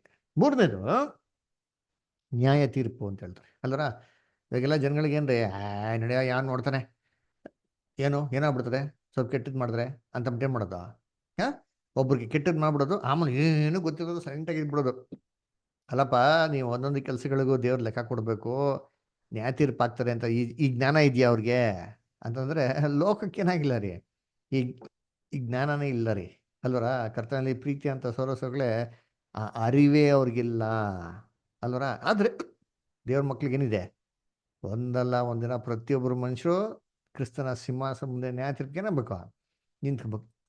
ಇವೆಲ್ಲ ಸಭೆ ಎಲ್ಲಪ್ಪ ನೋಡಿಸ್ತದೆ ಅಂದರೆ ಬಾಯಿ ಬಿಟ್ಟು ಹೇಳೋದಿಲ್ಲ ರೀ, ತನ್ನ ಕ್ಯಾರೆಕ್ಟ್ರಲ್ಲಿ, ತಮ್ಮ ನಡವಳಿಕೆಯಲ್ಲಿ ಏನು ಮಾಡ್ತಾರೆ ಅವರು, ಕ್ಲೀನ್ ಎತ್ತಿ ನೋಡ್ಸೋಂಥದ್ದು.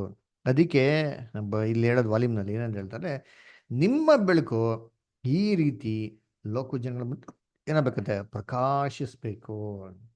ನಿಮ್ಮ ಸತ್ಕಾರ್ಯಗಳನ್ನ ನೋಡ್ಬಿಟ್ಟು ಅವ್ರೇನು ಮಾಡ್ಬೇಕು, ದೇವ್ರನ್ನ ಕೊಂಡಾಡಬೇಕು. ಯಾವಾಗ ಕೊಂಡಾಡಬೇಕು, ಲೋಕ ಜನಗಳು ದೇವ್ರು ಯಾವಾಗ ದೇವ್ರಿಗೆ ದೇವ್ರನ್ನ ಯಾವಾಗ ಕೊಂಡಾಡ್ತಾರೆ ಲೋಕ ಜನಗಳು, ನಮ್ಮಲ್ಲಿರೋಂಥ ಒಳ್ಳೆ ಕೆಲಸಗಳನ್ನ ನೋಡ್ಬಿಟ್ಟು ಯಾವಾಗ ಕೊಂಡಾಡ್ತಾರೆ ಲೋಕ ಜನಗಳು ದೇವ್ರನ್ನ, ಅದೇ ಒಳ್ಳೇದಾದ ಕೊಂಡಾಡ್ತಾರೆ ಬ್ರದರ್. ಅದೇ ಯಾವಾಗ, ಇವಾಗೇನಾ?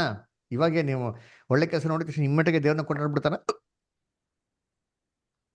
ಸ್ವಲ್ಪ ನೀರು ಕೊಡಿ ಬ್ರದರ್ ಲೋಟ. ನ್ಯಾಯ ತೀರ್ಪಿನ ದಿನದಲ್ಲಿ ಅಂದ್ರೆ 1000 ವರ್ಷದಲ್ಲಿ ಬ್ರದರ್. ಅಲ್ದ್ರ ನೋಡಿ, ಓದನ 1 ಪೇತ್ರ 2:12 ಓದಿ. 1 ಪೇತ್ರ 2:12.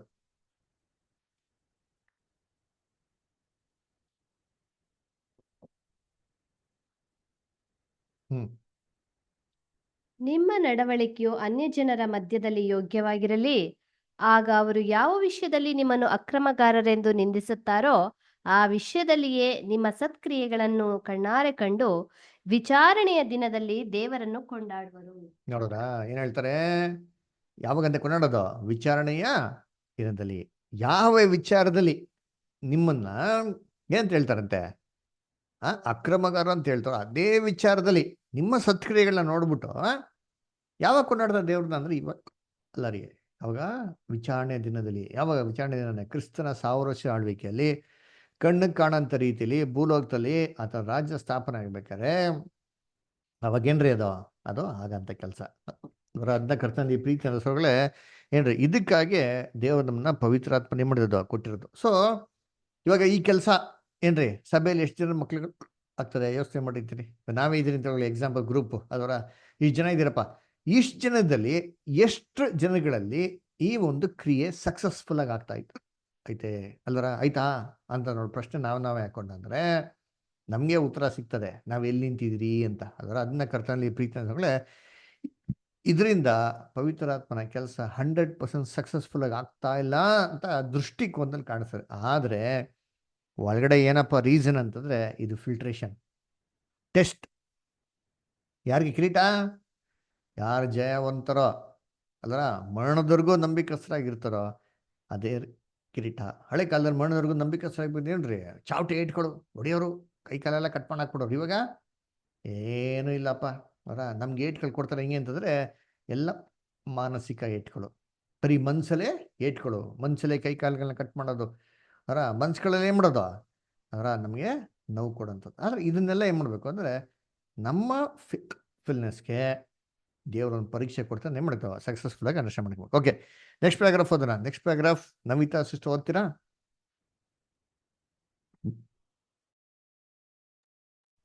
ಬ್ರದರ್ ಓದ್ತೇನೆ. ಪವಿತ್ರಾತ್ಮವು ತಾನು ಕಳುಹಿಸಿಕೊಟ್ಟ 2 ಉದ್ದೇಶಗಳಲ್ಲಿಯೂ ಜಯಬೇರಿ ಬಾರಿಸಿದೆ. ಅದು ಒಂದು ನಿಷ್ಠಾವಂತ ಚಿಕ್ಕ ಹಿಂಡನ್ನು ಆರಿಸಿಕೊಂಡಿದೆ. ಅವರುಗಳು ಜಯಶಾಲಿಗಳಾಗಿದ್ದು ನೀತಿವಂತಿಕೆಯನ್ನು ಹಿಂಬಾಲಿಸುವವರಾಗಿದ್ದಾರೆ. ಕ್ರಿಸ್ತ ಯೇಸುವು ಅವರ ನಾಯಕನಾಗಿದ್ದು ಅವರುಗಳು ಆತನ ಶಿಲುಬೆಯ ಪ್ರಾಮಾಣಿಕ ಸೈನಿಕ ತಂಡದವರಾಗಿದ್ದಾರೆ. ಅವರೆಲ್ಲರುಗಳು ಮರಣದ ಪರ್ಯಂತದ ಪ್ರತಿಷ್ಠೆ ಹೊಂದಿದ್ದಾರೆ. ಅದರ ಕಡೆಯ ಸದಸ್ಯರುಗಳು ಪೂರ್ಣ ಪರೀಕ್ಷೆಗೆ ಒಳಪಟ್ಟು ನೀತಿವಂತಿಕೆಯ ಸಲುವಾಗಿ ಶ್ರಮೆಯನ್ನು ಅನುಭವಿಸಿದ ಕೂಡಲೇ ಅವರುಗಳಿಗೆ ದೇವರ ರಾಜ್ಯದ ಪ್ರತಿಫಲವನ್ನು ನೀಡಲಾಗುವುದು. ಅದು ಈ ಲೋಕಕ್ಕೆ ಸಾಕ್ಷಿ ಹೇಳುವುದರಲ್ಲಿಯೂ ಜಯಶೀಲವಾಗಿದೆ. ಈ ಸಾಕ್ಷಿಯ ಪರಿಣಾಮವು ಪಾಪಮಯವಾದ ಈ ಲೋಕವನ್ನು ನೀತಿವಂತಿಕೆಯ ಬಗ್ಗೆ ಮತ್ತು ಬರಲಿರುವ ನೀತಿಯುತ ನ್ಯಾಯತೀರ್ಪಿನ ದಿನದ ಬಗ್ಗೆ ಮನದಟ್ಟು ಮಾಡುವುದಾಗಿದೆ ಎಂಬುದಾಗಿ ನಮ್ಮ ಕರ್ತನು ಮುಂತಿಳಿಸಿದ್ದಾನೆ. ಆ ದಿನದಲ್ಲಿ ಪ್ರಸ್ತುತ ಜೀವನದ ಕೆಟ್ಟ ಕಾರ್ಯಗಳು ಪಾಪಿಗಳು ಅನುಭವಿಸಿದ ಬೆಳಕಿನ ಮಟ್ಟಕ್ಕನುಸಾರವಾಗಿ ಪ್ರತಿಕಾರವನ್ನು ಹೊಂದಿಕೊಳ್ಳುತ್ತವೆ.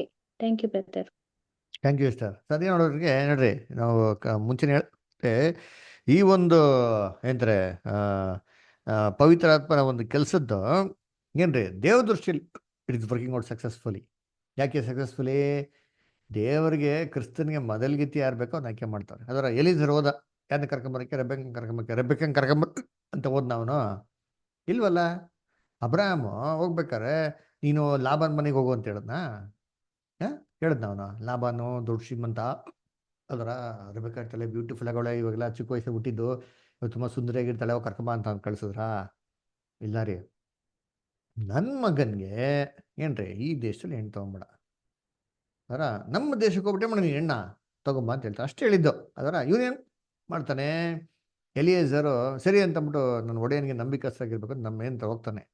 ಹೋಗ್ಬಿಟ್ಟು ಅಲ್ಲಿ ಏನು ಮಾಡ್ಬೇಕು ಅಂತ ಗೊತ್ತಿಲ್ಲ. ಅದರ ಅದಕ್ಕೇನು ಮಾಡ್ತಾನೆ? ಅದರ ಸ್ವಲ್ಪ ಅವ್ನ ಜ್ಞಾನವಾಗಿ ಬುದ್ಧಿ ಯೋಚನೆ ಮಾಡ್ತಾನೆ. ಸಾಮಾನ್ಯವಾಗಿ ಏನ್ರಿ ನೀರು ಹಿಡಿಯಕ್ಕಂತೂ ಹೆಣ್ಮಕ್ಳು ಬಂದೇ ಬರ್ತಾರೆ. ಯಾಕಂದ್ರೆ ಬೋರ್ವೆಲ್ಲು ನಲ್ಲಿ ವಾಟರ್ ಎಲ್ಲ ಏನು ಮಾಡ್ಬೇಕು, ನೀರು ಸೇದಬೇಕು ಅದರ. ಸೊ ಖಂಡಿತವಾಗೂ ಹೆಣ್ಮಕ್ಳು ಏನು ಮಾಡ್ತಾರೆ, ನೀರು ಸೇದಿದ ಜಾಗಕ್ಕೆ ಬಂದೇ ಬರ್ತಾರೆ ಅಂತ ಚೆನ್ನಾಗಿ ಗೊತ್ತು. ಅದರ ಆಮೇಲೆ ನೀರು ಎತ್ಕೊಳಕ್ಕೆ ಬಂದರೆ ಯಾರು ಬರ್ತಾರೆ? ಆ ಮನೆಯಲ್ಲಿ ಅಮ್ಮ, ಅಜ್ಜಿ, ತಾತ ಎಕ್ಸೆಟ್ರಾ ಇವರೆಲ್ಲ ಬರ್ತಾರಾ? ಇಲ್ಲ ರೀ. ಇಲ್ಲ. ಗಂಡು ಮಕ್ಳು ಬರ್ತಾರಾ? ಇಲ್ಲ. ಯಾರು ಬರ್ತಾರೆ? ಬಂದರೆ ಹೆಣ್ಮಕ್ಳೇ ಬರೋದು. ಅಂದ್ರೆ ಈಗ ಸೊಂಟ ಮೇಲೆ ಒಂದು, ತಲೆ ಮೇಲೆ 4 ಬಿಂಗೆ ಇಟ್ಕೊಂಡು ಈ ಕಡೆ ಆ ಕಡೆ ಸೊಂಟದಲ್ಲಿ ಇಟ್ಕೊಂಡು ಹೋಗೋದು ಯಾರು? ಹೆಣ್ಮಕ್ಳೇ. ಅದರ ಎಲ್ಲ ಗಂಡು ಮಕ್ಳು ಎತ್ಕೊಂಡು ಹೋಗ್ಲಿ ನೋಡ್ತೀನಿ.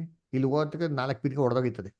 ಅದರ ಸೊ ಅದಕ್ಕೆ ಅದೇನ್ ಮಾಡ್ತಾನೆ, ಓಹೋ ಹಂಗಂದ್ರೆ ನಾನು ಈ ಊರಲ್ಲಿ ಯಾರ ಹೆಣ್ಮಕ್ಳಿದಾನೆ ಕಂಡುಹಿಡಿಬೇಕು, ಎಲ್ಗೋಬೇಕು, ಸೀರಾ ನೀರ್ ಹತ್ರ ಹೋಗಿ ನಿಂತ್ಕೊಂತಾರೆ.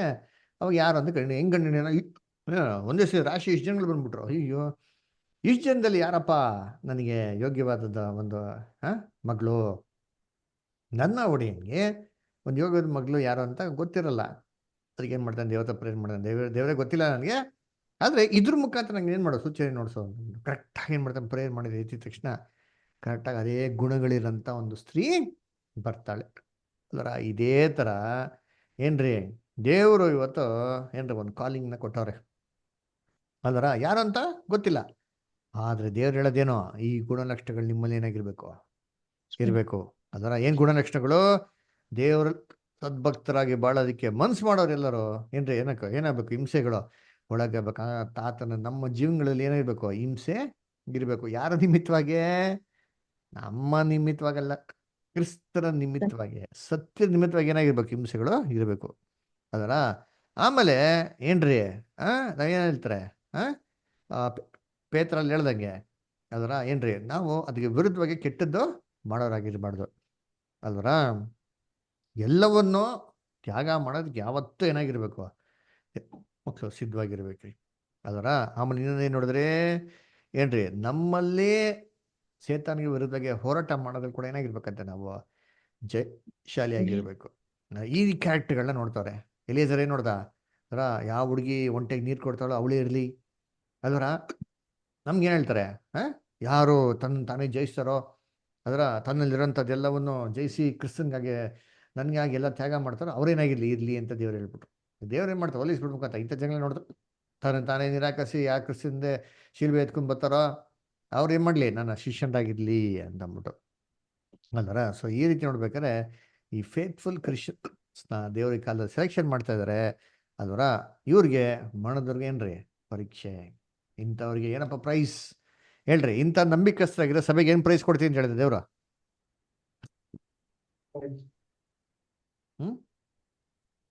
ಅಮರತ್ವ ಕೊಡ್ತೀನಿ. ವೆರಿ ಗುಡ್, ಅಮರತ್ವ. Very good. ಅಮರತ್ವ ಅಂದ್ರೆ ಯಾರ ತರ ಇರೋದು, ಯಾರಿಗೆ ಈಕ್ವಲ್ ಆಗಿ? Very good. ಅಲ್ವರ ಆಮೇಲೆ ಕ್ರಿಸ್ತನ್ಗೆ ಈಕ್ವಲ್, ಆಮೇಲೆ ನೆಕ್ಸ್ಟ್ ಸಭೆಗೆ, ಇನ್ಯಾರಿಗೆ ಈಕ್ವಲ್? ತಂದೆ ದೇವ್ರು ಕೂಡ ಅಮೃತದಲ್ಲಿ ಇದಾರೆ ಬ್ರದರ್. Very good. ಅದರ ನಮ್ಮನ್ನೆಲ್ಲ ಕರಿತಾ ಇರೋದು ಕ್ರಿಸ್ತನ್ ತರ ಇರೋದಿಕ್ಕೆ. ತಂದೆಯ ದೇವರ ಸಿಂಹಾಸನ ಕೂತ್ಕೊಂಡ್ರಿ, ಯೋಚನೆ ಮಾಡಿರ್ತೀನಿ. ಅದರ ಇದು ಪ್ರೈಸ್. ಅದಕ್ಕೆ ಅಪೊಸ್ತಲ ಪೌಲ್ ಹೇಳೋದು, ನೀವು ಓಟ ಓಡ್ಬೇಕಾರೆ ಪ್ರೈಸ್ನ ಗುರಿ ಇಟ್ಕೊಂಡು ಏನು ಮಾಡ್ರಿ, ನೀವು ಓಟನ ಓಡಿ. ಏನು ಪ್ರೈಸು ಅಂತಂದ್ರೆ ಡಿವೈನ್ ನೇಚರ್. ಅದು ಟಚಿಂಗ್ ಲೈನ್ ಇದೆ ಗೊತ್ತಾ, ಫಿನಿಶಿಂಗ್ ಲೈನ್ ಮಾಡಬೇಕು. ನಮ್ಮ ದೃಷ್ಟಿಕೋನ ಅದಲ್ಲಿ ಏನಾಗಿರ್ಬೇಕಿರ್ಬೇಕು, ಕ್ರೈಸ್ಟ್ ಇಮೇಜ್. ಅದರ 1,40,000 ಚೇರ್ಗಳಿದೆ. ಆ ಚೇರ್ಗಳು ಯಾರು ಕೊಡ್ತಾರೆ ಅಂತಂದರೆ, ಯಾರು ಕ್ರಿಸ್ತನ್ಗೆ ಹತ್ರವಾಗಿರ್ತಾರೋ ಅವ್ರಿಗೆ ಪ್ರೈಸ್. ಆ ಚೇರಲ್ಲಿ ಯಾರು ಬೇಕು ಕೂತ್ಕೊಬೋದು, ಹೆಸರುಗಳೆಲ್ಲ ಬರ್ದಿಲ್ಲ, ಎಲ್ಲ ಚೇರಲ್ಲಿ ಒಂದೇ ಹೆಸರು, ಕ್ರೈಸ್ಟ್ ಅಂತ. ಅದರ ಓಕೆ. ನೆಕ್ಸ್ಟ್ ಪ್ಯಾರಾಗ್ರಾಫ್ ಯಾರು ಓದ್ತೀರಾ?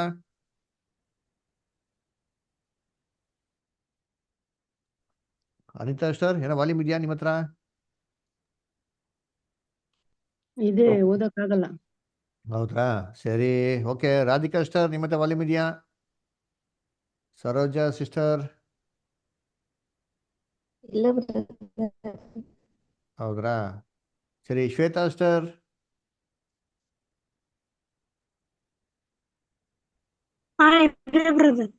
ಓದ್ತೀರಾ ಸ್ಟಾರ್ ನೆಕ್ಸ್ಟ್ ಪ್ಯಾರಾಗ್ರಾಫ್? ಸ್ವಲ್ಪ ಹೊರಗಡೆ ಇದೀನ್ರಿ, ನೆಕ್ಸ್ಟ್ ಟೈಮ್ ಹೋಗ್ತೀನಿ. ಸರಿ, ಓಕೆ. ಪ್ರಸನ್ನ ಬ್ರದರ್, ನಿಮ್ಮ ಹತ್ರನೇ ಇದೆಯಾ ವಾಲ್ಯೂಮು? ಬ್ರದರ್ ಓದ್ತೀನಿ ಬ್ರದರ್. ಹೌದು ಬ್ರದರ್. ಈ ಸಾಕ್ಷಿಯು ದೂರಕ್ಕೂ ಹತ್ತಿರಕ್ಕೂ ಹರಡಿದೆ. ಹಿಂದಿನ ದಿನದಲ್ಲಿ ಈ ಪ್ರಪಂಚವು ಸಮಗ್ರವಾಗಿ 3 ಸಂಗತಿಗಳನ್ನು ಗ್ರಹಿಸುತ್ತದೆ. ಇವುಗಳನ್ನು ಪವಿತ್ರತೆಯ ಆತ್ಮನು ಅವರ ಮುಂದೆ ಇಟ್ಟಿರುತ್ತಾನೆ. ಅವುಗಳೆಂದರೆ ಪಾಪ, ನೀತಿವಂತಿಕೆ ಮತ್ತು ನ್ಯಾಯ ತೀರ್ಪು. ನಿಜವಾಗಿಯೂ ಈ ಲೋಕಕ್ಕೆ ನೀತಿವಂತಿಕೆಯ ಬಗ್ಗೆಯಾಗಲಿ ಪಾಪದ ಬಗ್ಗೆಯಾಗಲಿ ಸ್ಪಷ್ಟವಾದ ಮತ್ತು ಸರಿಯಾದ ಪರಿಕಲ್ಪನೆಗಳು ಇಲ್ಲ, ಅಥವಾ ಅದು ಬರಲಿರುವ ನ್ಯಾಯ ತೀರ್ಪಿನ ದಿನದ ಅಥವಾ ಸಹಸ್ರ ವರ್ಷ ದಿನದ ಲಕ್ಷಣವನ್ನು ಅರ್ಥ ಮಾಡಿಕೊಂಡಿರುವುದೂ ಇಲ್ಲ, ಅಥವಾ ಈ ಲೋಕವು ಈ ಯುಗದಲ್ಲಿ ಸಭೆಯ ಕರೆ ಎಂಬುದನ್ನು ಅರ್ಥ ಮಾಡಿಕೊಂಡಿರುವುದಿಲ್ಲ. ಇಂದು ಲೋಕದ ಹಿತಾಸಕ್ತಿಗಳನ್ನು ಇಚ್ಛಾಪೂರ್ವಕವಾಗಿ ತ್ಯಾಗ ಮಾಡುವುದರ ಮೂಲಕ ಮತ್ತು ವಿಮೋಚಕನ ಹೆಜ್ಜೆಜಾಡಿನಲ್ಲಿ ನಡೆಯುವುದರ ಮೂಲಕ ಈ ಲೋಕದೊಂದಿಗೆ ನ್ಯಾಯ ತೀರ್ಪಿನಿಂದ ತಪ್ಪಿಸಿಕೊಂಡು ಆ ತೀರ್ಪಿನ ದಿನದಲ್ಲಿ ಅದರ ನ್ಯಾಯಾಧಿಪತಿಗಳಾಗುವುದನ್ನಾದರೂ ಅದು ತಿಳಿದಿಲ್ಲ. ಲೋಕದವರು ಈ ನಿರ್ದಿಷ್ಟವಾದವುಗಳನ್ನು ಅರಿತುಕೊಳ್ಳುವ ಅವಶ್ಯಕತೆ ಇರುವುದಿಲ್ಲ, ಅವುಗಳ ಬಗ್ಗೆ ಅವರು ಚಿಂತಿಸುವುದೂ ಇಲ್ಲ. ಇವುಗಳು ದೇವರ ಅಗಾಧವಾದ ಸಂಗತಿಗಳಿಗೆ ಸೇರಿದವುಗಳಾಗಿವೆ. ನೀತಿವಂತರಿಗೆ ನೀಡಿದ ದೇವರ ಕರೆಗೆ ಹೃತ್ಪೂರ್ವಕವಾಗಿ ವಿಧೇಯರಾಗಿ ತಮ್ಮನ್ನು ಪ್ರತಿಷ್ಠೆಪಡಿಸಿ ಕೊಂಡವರಾಗಿ ತಂದೆಯ ಆತ್ಮವನ್ನು ಹೊಂದಿಕೊಳ್ಳದ ಹೊರತು ಯಾರೂ ಇದನ್ನು ಮೆಚ್ಚಿಕೊಳ್ಳುವುದಿಲ್ಲ. ದೇವರ ಪುತ್ರರಾಗಿ ಈ ರೀತಿಯಾಗಿ ದೇವರ ಯೋಜನೆಯ ನಿಖರವಾದ ವಿವರಗಳ ಬಗ್ಗೆ ಪರಿಚಿತರಾಗುತ್ತಾರೆ. 1 ಕೊರಿಂಥ 2ನೇ ಅಧ್ಯಾಯ 10 ಮತ್ತು 11ನೇ ವಚನ. Thank you brother. Thank you brother. So ಅವಾಗ ನೋಡಿದಂತೆ ಲೋಕಕ್ಕೆ ಬಂದು ಏನು ಮಾಡ್ತಾರೆ, ಪಾಪ ನೀತಿ ನ್ಯಾಯದ ಬಗ್ಗೆ ಏನು ಮಾಡ್ತಾರೆ, ಅದು ಅರಿವು ಕೊಡ್ತದೆ ಅಂತ ಹೇಳ್ತಾ ಇದ್ರು. ಈ ಅರಿವನ್ನ ಹೆಂಗೆ ಕೊಡ್ತದೆ ಅಂತ ನೋಡಿದ್ರೆ ಸಭೆಯ ಒಂದು ಕ್ಯಾರೆಕ್ಟರ್ ಮುಖಾಂತರ, ಸಭೆಯ ಒಂದು ಕ್ಯಾರೆಕ್ಟರ್ಗಳನ್ನ ಅವ್ರ ಜೀವನದಲ್ಲಿ ನೋಡಿ ಅವ್ರು ವಿಟ್ನೆಸ್ ಮಾಡೋದ್ ಮುಖಾಂತರ ಏನು ಮಾಡ್ತಾರೆ ಅಂದರೆ ಇದು ಏನು ಮಾಡ್ತಾರೆ, ಅವ್ರಿಗೆ ಒಂದು ಇಂಡೈರೆಕ್ಟ್ ಆಗಿ ಅವ್ರು ರಿಬ್ಯೂಕ್ ಮಾಡ್ದಂಗೆ ಇರ್ತಾರೆ, ಎಚ್ಚರಿಕೆ ಕೊಟ್ಟಂಗೆ ಇರ್ತಾರೆ, ನಾವು ಆ್ಯಕ್ಚುಲಿ ಹಿಂಗಿರ್ಬೇಕು ಅಂತ ಅಂದ್ಬಿಟ್ಟಲ್ವ. ಸರಿ, ಅದರ ಇದು ಲೋಕ ಜನಗಳು ಅರ್ಥ ಮಾಡ್ಕೊತಾರಾ? ಅದು ಇವಾಗ ಜನಗಳು ಅರ್ಥ ಮಾಡ್ಕೊತಾರ ಅದೇನು? ಇವಾಗ ನಮ್ಮ ಸಭೆಯ ಒಂದು ಕ್ಯಾರೆಕ್ಟರ್ಗಳನ್ನ ನೋಡಿ ಅವರು ಅದನ್ನ ಒಪ್ಕೊಂತಾರ, ಡಿಫ್ರೆನ್ಸ್ ಕಂಡುಹಿಡಿತಾರೆ, ಡಿಫ್ರೆನ್ಸ್ ಗೊತ್ತಾಗ್ತಾರೆ ಅವ್ರಿಗೆ. ಅದರ ಇವ್ರು ಯಾಕಪ್ಪ ಹಿಂಗವ್ರೆ, 3 ಹೊತ್ತು ದೇವರು ಅಂತಾರೆ, ನಮ್ಗೇನು ದೇವ್ರು ಇಲ್ವಾ? ನಮ್ಗೆ ಒಂದೊಂದು ವಾರ ಒಂದು ದೇವ್ರವ್ರೆ. ಅದರ ಒಂದೊಂದು ವಾರ ಹಬ್ಬಗಳಂತೆ ಇದಂತೆ ಇದಂತೆ ಅಲ್ಲರ ಇದು ಇಷ್ಟು ಶುದ್ಧವಾಗಿರ್ಬೇಕು ಅದೆಲ್ಲ ಮಾಡ್ತಾರಲ್ವಾ. ಸರಿ, ಇವ್ರೇನು ಮಾತ್ರ ಬಂದ್ಬಿಟ್ಟು ಭಾನುವಾರ ಕರೆಕ್ಟಾಗಿ ಏನು ಮಾಡ್ತಾರೆ, ಸಭೆಗೆ ಹೋಗೋದು, ಸಾಲದಕ್ಕೆ ಬೈಬಲ್ ಸ್ಟಡಿ ಅಂತ. ಇದು ದಿನ 8 ಗಂಟೆಗಾದ್ರೆ ಏನ್ರಿ ಬೈಬಲ್ ಸ್ಟಡಿಗೆ ಏನು ಮಾಡೋದು, ಇವರು ಕೂತ್ಕೊಳೋದು ಅಂತ ಅಂದ್ಬಿಟ್ಟಲ್ವರ. ಸೊ ಇದು ಹೆಂಗಿದೆ ಅಂತಂದ್ರೆ ಏನ್ರಿ, ಈ ವಾಲ್ಯೂಮ್ಸ್ ಓದೋದು, ಬೈಬಲ್ ಸ್ಟಡಿ ಮಾಡೋದು, ಇದರಲ್ಲಿ ತುಂಬ ಧ್ಯಾನ ಕೊಡೋದು, ಇಂಪಾರ್ಟೆನ್ಸ್ ಕೊಡೋದು, ನಮ್ಮ ಕಾಲ ಎಲ್ಲ ಇದರಲ್ಲಿ ನಾವು ಕಳಿಯೋದು, ಇದು ಹೆಂಗಪ್ಪ ಇದೆ ಅಂತಂದ್ರೆ ಏನ್ರಿ ಜನಗಳಿಗೆ ಒಂಥರ ವಿಚಿತ್ರವಾಗಿ ಏನಾಗಿದೆ ಇದೆ. ಇದು ಯಾವ ಒಂದು ಪಂಗಡದಲ್ಲಿ ಅಥವಾ ಯಾವ ಒಂದು ವಿಶ್ವಾಸದಲ್ಲಿ ನಂಬಿಕೆಯಲ್ಲಿ ಮಾಡೋಂಥದ್ದು ಇಲ್ಲ. ಅದರ ಇದು ಹೆಂಗಪ್ಪ ಇದೆ ಅಂದರೆ ಈ ಜನಗಳು ಇದನ್ನ ಅರ್ಥ ಮಾಡ್ಕೊಳಲ್ಲ ರೀ, ಡಿಫ್ರೆನ್ಸಸ್ ನೋಡ್ತಾರೆ. ಆದರೆ ಇದನ್ನ ಅರ್ಥ ಮಾಡ್ಕೊಳಕ್ಕೆ ಯಾಕಪ್ಪ ಆಗಲ್ಲ ಅಂತಂದರೆ, ಇದು ಅರ್ಥ ಮಾಡ್ಕೊಬೇಕು ಅಂದ್ರೆ ದೇವ್ರ ಪವಿತ್ರಾತ್ಮ ಬೇಕ್ರಿ. ಅಂದರೆ ಇದು ಗಾಡ್ಸ್ ಮೈಂಡ್. ಅಂದರೆ ನಾವು ಏನನ್ನ ಇವಾಗ ಪಾಯಿಂಟ್ಸ್ ಎಲ್ಲ ಓದಿದ್ರು ಇದೆಲ್ಲ ಏನಪ್ಪ ಅಂದರೆ ದೇವರ ಒಂದು ಮನಸ್ಸು. ಇದನ್ನೇ ದೇವ್ರ ನಮಗೆ ಪವಿತ್ರಾತ್ಮ ಮುಖಾಂತರ ನಮ್ಗೆ ಏನು ಮಾಡಿ ತಿಳಿಸಿರೋದು. ಇದು ಲೋಕ ಸ್ವೀಕಾರ ಮಾಡ್ತಾರೆ ಅಂದರೆ ಲೋಕ ಸ್ವೀಕಾರ ಮಾಡೋಕ್ಕೆ ಸಾಧ್ಯ ಇಲ್ಲ ರೀ. ಅದರ ಇದು ದೇವರ ಪರಿಶುದ್ಧ ಮಕ್ಳುಗಳಿಗೆ ಮಾತ್ರ, ದೇವರ ಯಾರು ಒಡಂಬಡಿಕೆ ಮಾಡ್ಕೊಂಡಿದಾರೋ ಆ ಮಕ್ಳುಗಳಿಗೆ ಮಾತ್ರ ದೇವರು ಈ ಸುವಾರ್ತೆಗಳಲ್ಲಿ ದಯಪಾಲಿಸ ಪವಿತ್ರಾತ್ಮನ ಫಲಗಳು, ಅದರ ಎಫೆಕ್ಟ್. ಅಂದ್ರ ನೋಡಿ ವಾಕ್ಯ ಓದೋಣ. 1 ಕೊರಿಂಥ 2ನೇ ಅಧ್ಯಾಯ 1 Corinthians 2nd chapter. 1 Corinthians 2nd ಚಾಪ್ಟರ್ಲಿ ಒಂದು ನಿಮಿಷ ವರ್ಸಸ್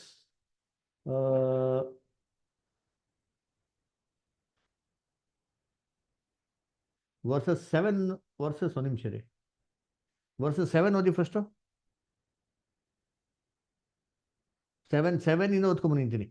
7 to 10 1 ಕೊರಿಂಥ 2ನೇ ಅಧ್ಯಾಯ 7ರಿಂದ 10. ಇದುವರೆಗೆ ಗುಪ್ತವಾಗಿದ್ದ ಸತ್ಯಾರ್ಥವನ್ನು ತಿಳಿಸುವಲ್ಲಿ ದೇವರ ಜ್ಞಾನವನ್ನೇ ಹೇಳುತ್ತೇವೆ. ನೋಡ್ರ, ಇದುವರೆಗೂ ಗುಪ್ತವಾಗಿರಂತ ಸತ್ಯಾರ್ಥಗಳನ್ನ ನಿಮಗೆ ತಿಳಿಯಪಡಿಸ್ತೀರಿ. ಏನ್ ಹೇಳ್ತೀರಿ? ದೇವರ ಜ್ಞಾನವನ್ನು ಹೇಳ್ತೀರಿ. ಅವ್ರ ಮೈಂಡ್, ಅದರ ಜ್ಞಾನ ಅಂತಾರೆ ಅವ್ರ ಮೈಂಡ್, ಅದನ್ನ ಹೇಳ್ತೀರಿ ನಿಮ್ಗೆ. ಅದು ಯಾವುದೆಂದರೆ, ದೇವರು ನಮ್ಮ ಮಹಿಮೆಗಾಗಿ ಲೋಕೋತ್ಪತ್ತಿಗಿಂತ ಮೊದಲೇ ನೇಮಿಸಿ ಇದುವರೆಗೆ ಮರೆಮಾಡಿದ ಜ್ಞಾನವೇ. ನೋಡ್ರ, ಅಂದ್ರೆ ಲೋಕೋತ್ಪತ್ತಿಗೆ ನೇಮಿಸಿ ಇದ್ರ ಇವಾಗ ಏನಾಗಿದೆ, ಇದುವರೆಗೂ ಗುಪ್ತವಾಗಿದ್ದು ಅಂದ್ರೆ ಏನದು ಅಂತಂದ್ರೆ that is God's mind, understanding of God's mind. ಇದೇ ಟಾಪ್ ಸೀಕ್ರೆಟ್ ರೀ. ಮುಂದೆ ಕೇಳ್ತೀನಿ ನೋಡಿರ್ತೀನಿ. ಇದನ್ನು ಇಹಲೋಕಾಧಿಕಾರಿಗಳಲ್ಲಿ ಯಾರೂ ಅರಿಯಲಿಲ್ಲ. ಲೋಕದ ಅಧಿಕಾರಿಗಳು ಯಾರು ಅರಿಯಲಿಲ್ಲ. ಏನ್ ಅರಿಯಲಿಲ್ಲ? ದೇವ್ರ ಮೈಂಡ್ ಏನಂತ ಅವ್ರು ಯಾವತ್ತೂ ಅರ್ಥ ಮಾಡ್ಕೊಂಡಿಲ್ವ ಅಂತೀರಿ ಅಲ್ಲರ. ಏನ್ ದೇವ್ರ ಮೈಂಡ್? ಆದಾಮ್ ಪಾಪ ಮಾಡಿದ್ರು, ಪಾಪ ಮಾಡಿದ ತಕ್ಷಣ ದೇವ್ರನ್ನ ಕೈ ಬಿಡಿದ್ರ ಅವ್ನಿಗೆ ವಿಮೋಚನೆ ಕೊಡ್ಬೇಕು, ತನ್ನ ಮಗನ್ನೇ ಕೊಟ್ರಲ್ಲ. ಈ ತತ್ವ ಲೋಕ ಎಲ್ಲ ಅರ್ಥ ಮಾಡ್ಕೊಂತ ಅಲ್ವ, ಏನು ಗೊತ್ತಿಲ್ಲ ಅವ್ರಿಗೇನು ಗೊತ್ತಿರೋದು, ಏನೋ ಆಗ್ತದೆ, ಊಟ ಮೇಲೆ ಮನುಷ್ಯ ಸಾಯ್ಬೇಕು ಅಷ್ಟೇ, ಸತ್ತ ಮೇಲೆ ಇಲ್ಲಿ ಹೋಗ್ಬೇಕು, ಎಲ್ಲ ಒಂದ್ ಕಡೆ ಹೋಗ್ಬೇಕು. ಅದರ ಏನ್ ಗೊತ್ತಿರೋ ಕಾನ್ಸೆಪ್ಟ್, ಮನುಷ್ಯ ಸಾಯೋದೇನಕ್ಕೆ, ಹುಟ್ಟದ್ದು ಏನಕ್ಕೆ ಹುಡ್ತಾ ಇದ್ದಾನೆ, ಯಾವ ನಿಮಿತ್ತವಾಗಿ ಅವ್ನ ಪಾಪ ಬಂತು, ಮರಣ ಬಂತು, ಇವೆಲ್ಲ ಏನೋ ಗೊತ್ತಿಲ್ಲ ಅವ್ರಿಲ್ಲ ಅಷ್ಟೇ. ಹುಟ್ಟಬೇಕು, ಸಾಯ್ಬೇಕು, ಅಂದ್ರೆ ಒಂದೆರಡು ದಿನ ಸತ್ತ ಮೇಲೆ ಮನುಷ್ಯ ಏನ್ಬೇಕು, ಅವನಿಗೆ ಉತ್ತರ ಕ್ರಿಯೆ ಆಗ್ಬೇಕು ಅಷ್ಟೇ. ಅವನೆಲ್ಲ ಹೋಗ್ತಾನೆ ನರ್ಕನ ಸ್ವರ್ಗನ ಎಕ್ಸೆಟ್ರಾ ಎಕ್ಸೆಟ್ರಾ ಕಾನ್ಸೆಪ್ಟ್. ಆದರೆ ನಿಜವಾಗ್ಲೂ ಏನು ಪ್ಲ್ಯಾನ್, ಗಾಡ್ಸ್ ಪ್ಲ್ಯಾನ್ ಏನು, ಏನಕ್ಕೆ ದೇವ್ರು ಕೆಟ್ಟಿದ್ದು ಬಿಟ್ಟಿದ್ದಾರೆ, ಏನು ಮಾಡ್ತಾ ಇದ್ದಾರೆ ದೇವರು, ಕೆಟ್ಟಿದ್ದು ಬಿಟ್ಟಿದ್ರ ಉದ್ದೇಶ ಏನಿದೆ, ಗಾಡ್ಸ್ ಪ್ಲ್ಯಾನ್ ಏನು ಮಾಡ್ತಾವ್ರೆ, ಇದೇನಾಗ್ತಾ ಇಲ್ಲ ಗೊತ್ತಿಲ್ಲ. ನೋಡಿ ನೆಕ್ಸ್ಟ್. ಅರಿತಿದ್ದರೆ ಅವರು ಮಹಿಮೆಯುಳ್ಳ ಕರ್ತನನ್ನು ಶಿಲುಬೆಗೆ ಹಾಕಿಸುತ್ತಿದ್ದರು. ಇದನ್ನ ಗೊತ್ತಿದ್ರೆ ಕ್ರಿಸ್ತನ್ ಕಳ್ಸಿರಲ್ಲ, ಮೊದಲನೇ ಬರೀ ಕಳ್ಸಿರೋದೇ ಅವ್ರ ಮಗನ್ನ ವಿಮೋಚನೆ ಮಾಡಿದ್ಮೇಲೆ ದೇವ್ರು ನೆಕ್ಸ್ಟ್ ಏನ್ ಮಾಡ್ಬೇಕು, ಎಲ್ಲರನ್ನೂ ಕ್ರಿಸ್ತನ್ ರಾಜ್ಯನ ಎರಡನೇ ಬರೀಕಲ್ಲಿ ಸ್ಥಾಪನೆ ಮಾಡ್ಬೇಕು. ಈ ತತ್ವ ಅವ್ರಿಗೆ ಗೊತ್ತಿರಲಿಲ್ಲ, ಯಾರಿಗೆ, ಇಸ್ರೇಲ್ ಜನಗಳಿಗೆ ನ್ಯಾಯ ಪ್ರಮಾಣ ಕೊಟ್ಟರು, ಪ್ರವಾದಿಗಳನ್ನ ಕೊಟ್ಟರು, ಎಷ್ಟೋ ರೀತಿಯಲ್ಲಿ ರೈಟಿಂಗ್ಸ್ ಎಲ್ಲ ಮುಖಾಂತರ ಅವ್ರಿಗೆ ಹೇಳಿದ್ದೇವ್ರು. ಆದ್ರೆ ಇಸ್ರೇಲ್ ಜನಗಳಿಗೆ ಇಷ್ಟೆಲ್ಲ ಕೊಟ್ಟರು ಕೂಡ ಏನು ಮಾಡಕ್ ಹೋಗಿಲ್ಲ ಅವರು, ಗಾಡ್ಸ್ ಪ್ಲಾನ್ ಅರ್ಥ ಮಾಡ್ಕೊಳಕ್ ಹೋಗಿಲ್ಲ, ಗಾಡ್ಸ್ ಮೈಂಡ್ ಅರ್ಥ ಮಾಡ್ಕೊಳಕ್ ಹೋಗಿಲ್ಲ. ಅದಕ್ಕೆ ಯೇಸು ಕ್ರಿಸ್ತ ಮಾತು ಹೇಳ್ತಾರಲ್ಲ, ಕೈ ಹಿಂಗೆ ಇಟ್ಕೊಳ್ಳಿ ಬರೋಣ, ಅಪೋಸ್ಟಲ್ಸ್ ಒಂದು ಪ್ರಶ್ನೆ ಕೇಳ್ತಾರೆ ಕ್ರೈಸ್ಟ್ಗೆ. ಅದು ಕ್ರೈಸ್ಟ್ ಏನ್ ಹೇಳ್ತಾರೆ ನೋಡಿದ್ದೀನಿ, ನೋಡೋಣ. ಲೂಕ್ 24 ಚಾಪ್ಟರ್ ಓದಿ, ರಾಧಿಕಾಸ್ತರ್ ಓದಿ 24 ಚಾಪ್ಟರ್, ಲೂಕ್ 24 ಚಾಪ್ಟರ್ 21 ಓದ್ರಿ.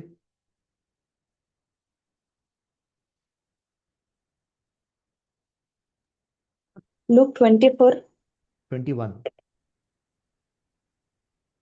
ನಾವಾದರೂ ಇಸ್ರೇಲ್ ಜನರನ್ನು ಬಿಡಿಸತಕ್ಕವನು ಆತನೇ ಎಂದು ನಿರೀಕ್ಷಿಸಿಕೊಂಡಿದ್ದೆವು. ನೋಡ್ರಿ, ಇಸ್ರೇಲ್ ಜನಗಳು ಏನಪ್ಪ ನಂಬಿದ್ರು ಅಂದ್ರೆ ಏನ್ರಿ, ನಮ್ಮನ್ನೆಲ್ಲ ಇಸ್ರೇಲ್ ಜನಗಳ ಬಿಡಿಸತಕ್ಕವನ್ ಯಾರಂತೆ, ಕ್ರಿಸ್ತನು. ಏನಿಂದ ಬಿಡಿಸೋದು, ರೋಮನ್ಸ್ ಆಳ್ವಿಕೆಯಿಂದ ಬಿಡಿಸಿ ದೇವರಾಜ್ಯ ಅವಿಗೆ ಕಣ್ಣು ಕಾಣಿಸಕ್ಕೆ ಸ್ಥಾಪನೆ ಮಾಡೋದು ಅವನು ಅಂತ ತಿಳ್ಕೊಂಡಿದ್ರಂತೆ. ಇದು ಕ್ಲಾರಿಫಿಕೇಶನ್ ಕ್ರೈಸ್ಟ್ ಕೊಡ್ತಾರೆ ನೋಡಿ, ಎಲ್ಲಿ ಕೊಡ್ತಾರೆ ಗೊತ್ತಾ,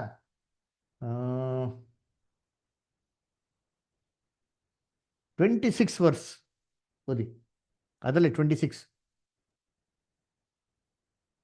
ಹೃದಯರೇ, ಕ್ರಿಸ್ತನು ಇಂಥ ಶ್ರಮಗಳನ್ನು ಅನುಭವಿಸಿ ತನ್ನ ಮಹಾಪದವಿಗೆ ಸೇರುವುದು ಅಗತ್ಯವಾಗಿತ್ತಲ್ಲವೇ ಎಂದು. ನೋಡ್ರ, ಬೈಬಲ್ ಮುಖಾಂತರ ಏನಪ್ಪ ಪ್ರೂವ್ ಮಾಡಿದ್ರು ಅಂದ್ರೆ, ಕ್ರಿಸ್ತನ ಹಿಂಸೆ ಅನುಭವಿಸ್ಬೇಕು ಫಸ್ಟು, ಆಮೇಲೆ ಮಹಿಮೇಲೆ ಸೇರ್ಬೇಕು ಅಂತ ಅಂದ್ಬಿಟ್ಟು ವಾಕ್ಯದ ಮುಖಾಂತರ ನೋಡ್ಸೋದು. ಇದು ಗೊತ್ತಿತ್ತ ಅವ್ರಿಗೆ? ಹೆಂಗ್ ಗೊತ್ತಿತ್ತ? ಪವಿತ್ರಾತ್ಮನ ಇಲ್ವಲ್ಲ, ಹೆಂಗ್ ಗೊತ್ತಾಯ್ತದ ಅವ್ರಿಗೆ ಅಲ್ವರ? ಅದಕ್ಕೆ ಶಿಷ್ಯನುಗಳು ಗೊತ್ತಿರಲಿಲ್ಲ, ಯಾಕೆ ಹೋಲಿಸ್ಬಿಟ್ಟಿನ ಕೊಟ್ಟಲ್ಪಟ್ಟಿರಲಿಲ್ಲ. ಅದಕ್ಕೆ ಹೇಳೋದು ಅಪೊಸ್ತಲ ಪೌಲು, ಇಹಲೋಕದ ಅಧಿಕಾರಿಗಳನ್ನ ಗೊತ್ತಿರಲಿಲ್ಲ ರೀ. ಗೊತ್ತಿದ್ದ ಅಂತಂದ್ರೆ ಕ್ರೈಸ್ತನ ಯಾವತ್ತೂ ಶಿಲ್ವೆಗೆ ಆಗ್ತಾ ಇರಲಿಲ್ಲ. ಆಮೇಲೆ ನೋಡಿ ನೆಕ್ಸ್ಟ್ ಇವಾಗ ಹೋದನ 1ನೇ ಕೊರಿಂಥದಲ್ಲಿ 2ನೇ ಅಧ್ಯಾಯದಲ್ಲಿ ಮುಂದಕ್ಕೆ ಹೋದ ನಂಗೆ. ಆದರೆ ಬರೆದಿರುವ ಪ್ರಕಾರ ದೇವರು ತನ್ನನ್ನು ಪ್ರೀತಿಸುವವರಿಗಾಗಿ ಸಿದ್ಧ ಮಾಡಿರುವಂತದ್ದೆಲ್ಲವನ್ನು ಕಣ್ಣು ಕಾಣಲಿಲ್ಲ, ಕಿವಿ ಕೇಳಲಿಲ್ಲ, ಅದರ ಭಾವನೆಯು ಮನುಷ್ಯನ ಹೃದಯದಲ್ಲಿ ಹುಟ್ಟಲಿಲ್ಲ. ನೋಡ್ರಪ್ಪ, ದೇವ್ರನ್ನ ಯಾರು ಪ್ರೀತಿ ಮಾಡ್ತಾರೋ ಅವ್ರಿಗೆ ಏನೆಲ್ಲ ದೇವ್ರು ಇಟ್ಟವ್ರಂತೆ, ಇದ್ರ ಮನುಷ್ಯನ ಆಲೋಚನೆಗೆ ಏನಾಗಿಲ್ವಂತಾರೆ, ಬರ್ಲಿಲ್ವಂತಾರೆ. ಏನ್ರಿ ಕಾನ್ಸೆಪ್ಟ್? ಮನುಷ್ಯ ಯಾವತ್ತು ಕೇಳಲಿಲ್ವಂತೆ, ಮನುಷ್ಯ ಯಾವತ್ತು ಅದ್ ಬಗ್ಗೆ ನೋಡ್ಲೂ ಇಲ್ವಂತೆ. ಆ ಫೀಲಿಂಗ್ಸ್, ಆ ಥಾಟ್ಸ್, ಅದು ಯಾವತ್ತು ಏನಾಗಿಲ್ವಂತೆ ಅವನಿಗೆ, ಬರಲೇ ಇಲ್ವಂತಾರೆ. ಅಲ್ಲ, ನಾವು ಯಾವತ್ತರ ಯೋಚನೆ ಮಾಡಿದ್ದೀರಾ, ಅಯ್ಯೋ ಸತ್ತವರೆಲ್ಲ ಎದ್ದು ಬಂದರೆ ಎಷ್ಟು ಚೆನ್ನಾಗಿರ್ತಾನೆ, ಯಾವತ್ತು ಯೋಚನೆ ಮಾಡಿದ್ದೀರಾ? ಯೋಚನೆ ಮಾಡಿದ್ರೆ ನೀವೇಂತ ಹೇಳ್ರಿ, ಸತ್ತಿಗೆ ಬರೋಕ್ಕಿಂತ ಮುಂಚೆ ಅಲ್ಲ, ಈ ಒಂದು ಪಾಠಗಳೆಲ್ಲ ನೀವು ಕೇಳೋದಕ್ಕಿಂತ ಮುಂಚೆ ಲೋಕದಲ್ಲಿ ಇರ್ಬೇಕಾದ್ರೆ ಯಾವ ಥರ ಒಂದ್ಸತಿ ನೀವು ಥಿಂಕ್ ಮಾಡಿದಿರಾ, ಸತ್ತವರೆಲ್ಲ ಇದೇ ಭೂಮಿಗೆ ಎದ್ದು ಬರ್ತಾರೆ, ಹೆಂಗ್ ಸತ್ತರೋ ಅದೇ ಥರ ಎದ್ದು ಬರ್ತಾರ್ರಿ, ಈ ಭೂಮಿಲಿ ಎಲ್ಲರೂ ಸಂತೋಷವಾಗಿರ್ತಾರೆ ಅಂತ ಈ ಮಾತನ್ನ ನೀವು ಯಾವ ಥರ ಕೇಳಿದ್ದೀರಾ? ನಾನು ಏನ್ರಿ, ನೀವು ಕೇಳಿಲ್ಲ, ವೆರಿ ಗುಡ್ ಅಲ್ವರ? ನಾನು ಅಷ್ಟೇ ಕ್ರಿಶ್ಚಿಯನ್ಸ್ ಆಗಿ ಪೆಂಟಿಕಾಸ್ಟ್ ಚರ್ಚಲ್ಲಿ ಇದೆ, ನಾವು ಕೇಳಿಲ್ಲ ಬ್ರದರ್. ನಾನು ಕೇಳಿಲ್ಲ ಅಷ್ಟೇ ಅಂದ್ರ ಫಸ್ಟ್ ಟೈಮ್ ಕೇಳಿದವಾಗ ನನಗಂತೂ ಏನ್ರಿ ಶಾಟರ್ಡ್. ಸಿಕ್ಕಾಪಟ್ಟೆ ಅಯ್ಯೋ, ಖುಷಿ.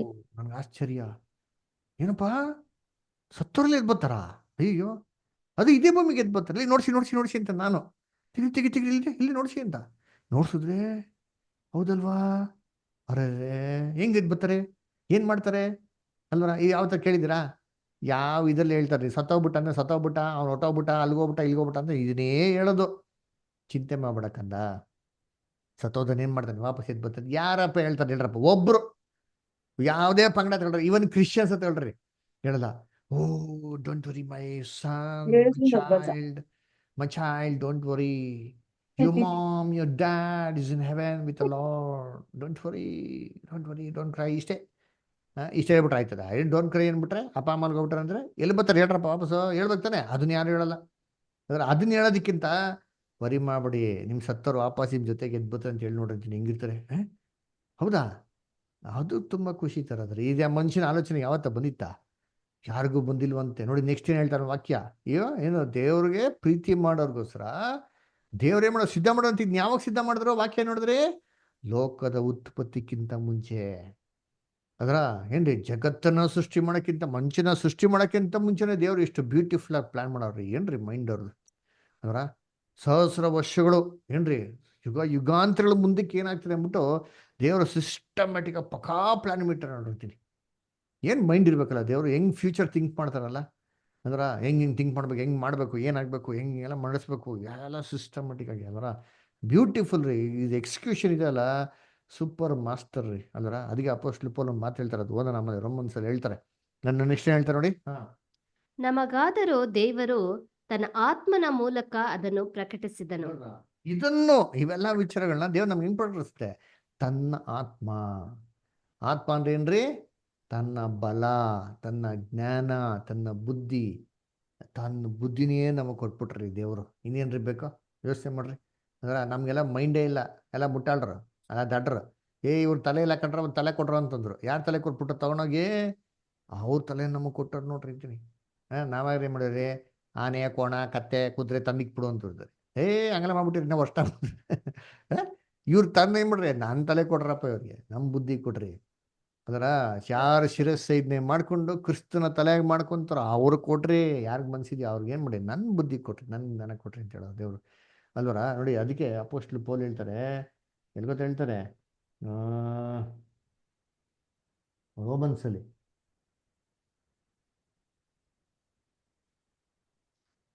ದೇವರ ಪ್ರೀತಿ ಆಳ ಅಗಲ ಉದ್ದ ಅಂತ ಹೇಳ್ತಾರೆ ಗೊತ್ತಾ? ಎಲ್ಲಿ ಗೊತ್ತಾ ನೋಡಿ ರೋಮನ್ಸಲ್ಲಿ?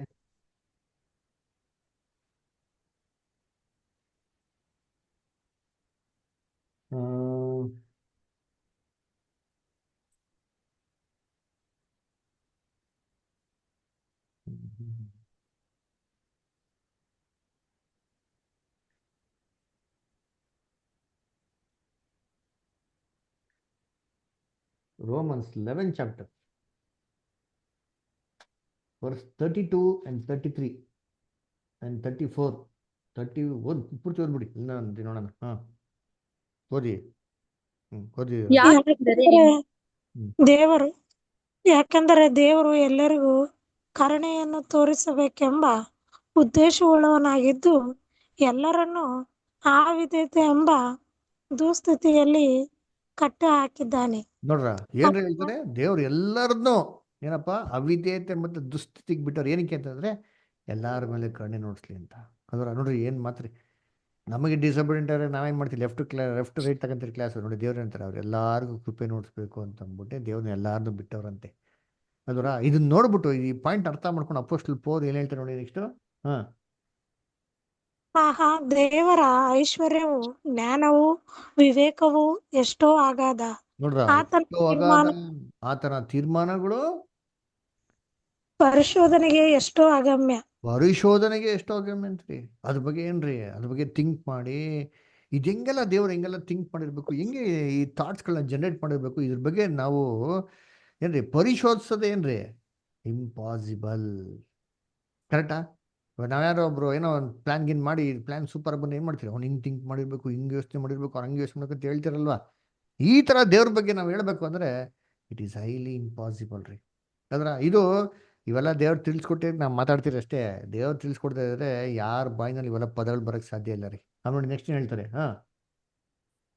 ಆತನ ಮಾರ್ಗಗಳು ಕಂಡು ಹಿಡಿಯುವುದಕ್ಕೆ ಎಷ್ಟೋ ಅಸಾಧ್ಯ. ಕರ್ತನ ಮನಸ್ಸನ್ನು ತಿಳ್ಕೊಂಡವನು ಯಾರು? ನೋಡ್ರ ಕರ್ತನ ಮನಸ್ಸನ್ನು ತಿಳಿದುಕೊಂಡವರು ಯಾರು? ಆತನಿಗೆ ಆಲೋಚನಾ ಕರ್ತನು ಯಾರು? ನೋಡ್ರ ಆತನಿಗೆ ಆಲೋಚನೆ ಕರ್ತನು ಯಾರು? ದೇವ್ರಿಗೆ ಯಾರು ಆಲೋಚನೆ ಕರ್ತನ ಇದಾನ? ಇಲ್ಲ, ನಮ್ಗೆ ಆಲೋಚನೆ ಕರ್ತನ ಇದ್ದಾನೆ ಕ್ರಿಸ್ತನು. ಅಲ್ಲರ ವಂಡರ್ಫುಲ್ ಕೌನ್ಸಿಲರ್. ದೇವ್ರಿಗೆ ಯಾರಪ್ಪ ಟೀಚ್ ಮಾಡಿದವರು? ಅಲ್ಲರ ಏನ್ರಿ ದೇವ್ರ ಮನ್ಸನ್ನ ಅರ್ಥ ಮಾಡ್ಕೊಂಡವ್ರು ಯಾರ್ರಿ? ಆಮೇಲೆ ಮೊದಲು ಆತನಿಗೆ ಕೊಟ್ಟ ಪ್ರತಿಫಲವನ್ನು ತೆಗೆದುಕೊಳ್ಳುವವನು ಯಾರು? ನೋಡ್ರ, ಫಸ್ಟ್ ಕೊಟ್ಟಿ ಆಮೇಲೆ ಅದರಿಂದ ಬೆನಿಫಿಟ್ ತಗೊಂಡವ್ರು ಯಾರಪ್ಪ? ನಮ್ಗೆ ಯಾರು ಟೀಚರು ಟೀಚ್ ಮಾಡಿಬಿಟ್ಟು ನಾವು IAS ಆಫೀಸರ್ ಆಗಿಬಿಟ್ರೆ ಟೀಚರ್ ಏನು ಮಾಡ್ತಾರೆ? ನಮ್ಮ ಸ್ಟೂಡೆಂಟ್ ಕಣೋ ಅಂದ್ರ ನನ್ನಿಂದ ಪಾಠ ಕಲ್ತವನು. ಅವಮ್ಮ ಏನು ಓದಿರ್ಲಿ ಬಿಡ್ರಿ, ಅವ್ರಿಗಿಂತ ಜಾಸ್ತಿ ಓದಿರ್ಬೋದು, ಆದ್ರೂ ಏನು ಮಾಡ್ತಾರೆ ಅಂತ ರೆಸ್ಪೆಕ್ಟು. ನಮ್ಮ ಸ್ಟೂಡೆಂಟು ಅಂದ್ಬಿಟ್ಟಂದ್ರ ನಾನು ಹೇಳ್ಕೊಟ್ಟಿದ್ದು ಅಲ್ವರ, ಹೇಳ್ಕೊಟ್ಟು ಕಲಿಬೇಕಲ್ವ, ಅದೇ ಮೇನ್ ಅಲ್ವಾ. ಅಂದ್ರೂ ಕೂಡ ಇನ್ನೂ ಒಂದು ಹೆಮ್ಮೆ. ಆ ಥರ ದೇವ್ರಿಗೆ ಹೇಳ್ಕೊಟ್ಟರು ಯಾರು? ದೇವ್ರಿಗೆ ಹೇಳ್ಕೊಟ್ಟು ದೇವರಿಂದ ತಿರುಗಿ ಘನತೆ ಗೌರವನ ಪಡ್ಕೊಂಡವ್ರು ಯಾರಪ್ಪ? ನೋ ಬಡಿ. ಆಮೇಲೆ ನೆಕ್ಸ್ಟ್ ಸಮಸ್ತವು ಆತನಿಂದ ಉತ್ಪತ್ತಿಯಾಗಿ ಆತನಿಂದ ನಡೆಯುತ್ತಾ ಆತನಿಗಾಗಿ ಇರುತ್ತದೆ. ನೋಡ್ರ, ಆತನಿಗೆ ಸದಾಕಾಲ ಸ್ತೋತ್ರ.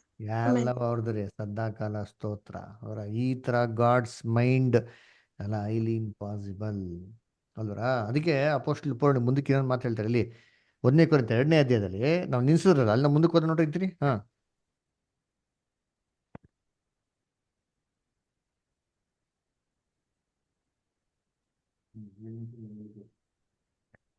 ನಮಗಾದರೂ ದೇವರು ತನ್ನ ಆತ್ಮನ ಮೂಲಕ ಅದನ್ನು ಪ್ರಕಟಿಸಿದನು.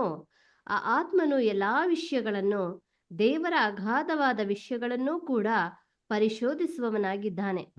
ಏನಪ್ಪ ದೇವ್ರು ಮಾಡಿದ್ರೆ ಅವೆಲ್ಲಾ ವಿಚಾರಗಳು ಅಗಾಧವಾದ ಡೀಪ್ ಥಿಂಗ್ಸ್ ಆಫ್ ಗಾಡ್ ಇದನ್ನೆಲ್ಲ ಏನ್ ಮಾಡೋ ದೇವ್ರು ನಮ್ಗೆ ತಿಳಿಸೋರಂತೆ. ಅದಕ್ಕೆ ದೇವ್ರ ಮಕ್ಳು ಎಷ್ಟು ಜನ ಪಾಠ ಮಾಡ್ತಾರಲ್ಲ, ಹಿಂಗಿರ್ತದೆ ಅದರ ಏನ್ರಿ, ಎಷ್ಟು ಆಳವಾಗಿರುತ್ತೆ ವಿಚಾರಗಳು. ನೋಡಿ, ನಾನು ಕಾನ್ಸಂಟ್ರೇಟ್ ಮಾಡಿ ನಿಯರ್ಲಿ 25 years ಆಯ್ತು ರೀ.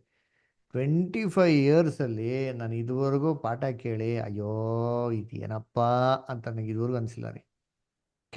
ಕೇಳಬೇಕು ಅಂತ ಅನಿಸ್ತಾರೆ, ನೋಟ್ಸ್ ಬರೀತಾರೆ, ಬರ್ಕೋಬೇಕು ಅನ್ಸ್ತದೆ. ಎಂಥ ಚಿಕ್ಕ ಸಹೋದರಾಗಲಿ ಎಂಥ ದೊಡ್ಡವರಾಗಲಿ ಕೇಳಿದ್ದಕ್ಕೆ ಹೆಂಗಿದೆ ಹೊಸ ಹೊಸ ವಿಚಾರಗಳು. ಅದು ನಮಗೆ ತಿಳಿದಿರೋ ವಿಚಾರಗಳು ಏನು ಮಾಡ್ತಾರೆ ಇವತ್ತವರೆಗೂ ದೇವರು ತಿಳಿಸ್ತಾನೆ, ಕೊಡ್ತಾನೆ ಅವರೇ ನೋಡ್ರಿ ಅಂತೀನಿ. ಅದರ ಇದು ದೇವರ ಅಗಾಧವಾದಂತಹ ಒಂದು ಜ್ಞಾನ, ಬುದ್ಧಿ, ತಿಳುವಳಿಕೆ. ಅದರ ಹೆಂಗೆ ಸ್ಪೇಸ್ ಬಂದ್ಬಿಟ್ಟು ಇನ್ಫೈನೈಟು ಅಲ್ಲರ, ಅದಕ್ಕೆ ಅಳ್ತೇನೆ ಇಲ್ವೋ?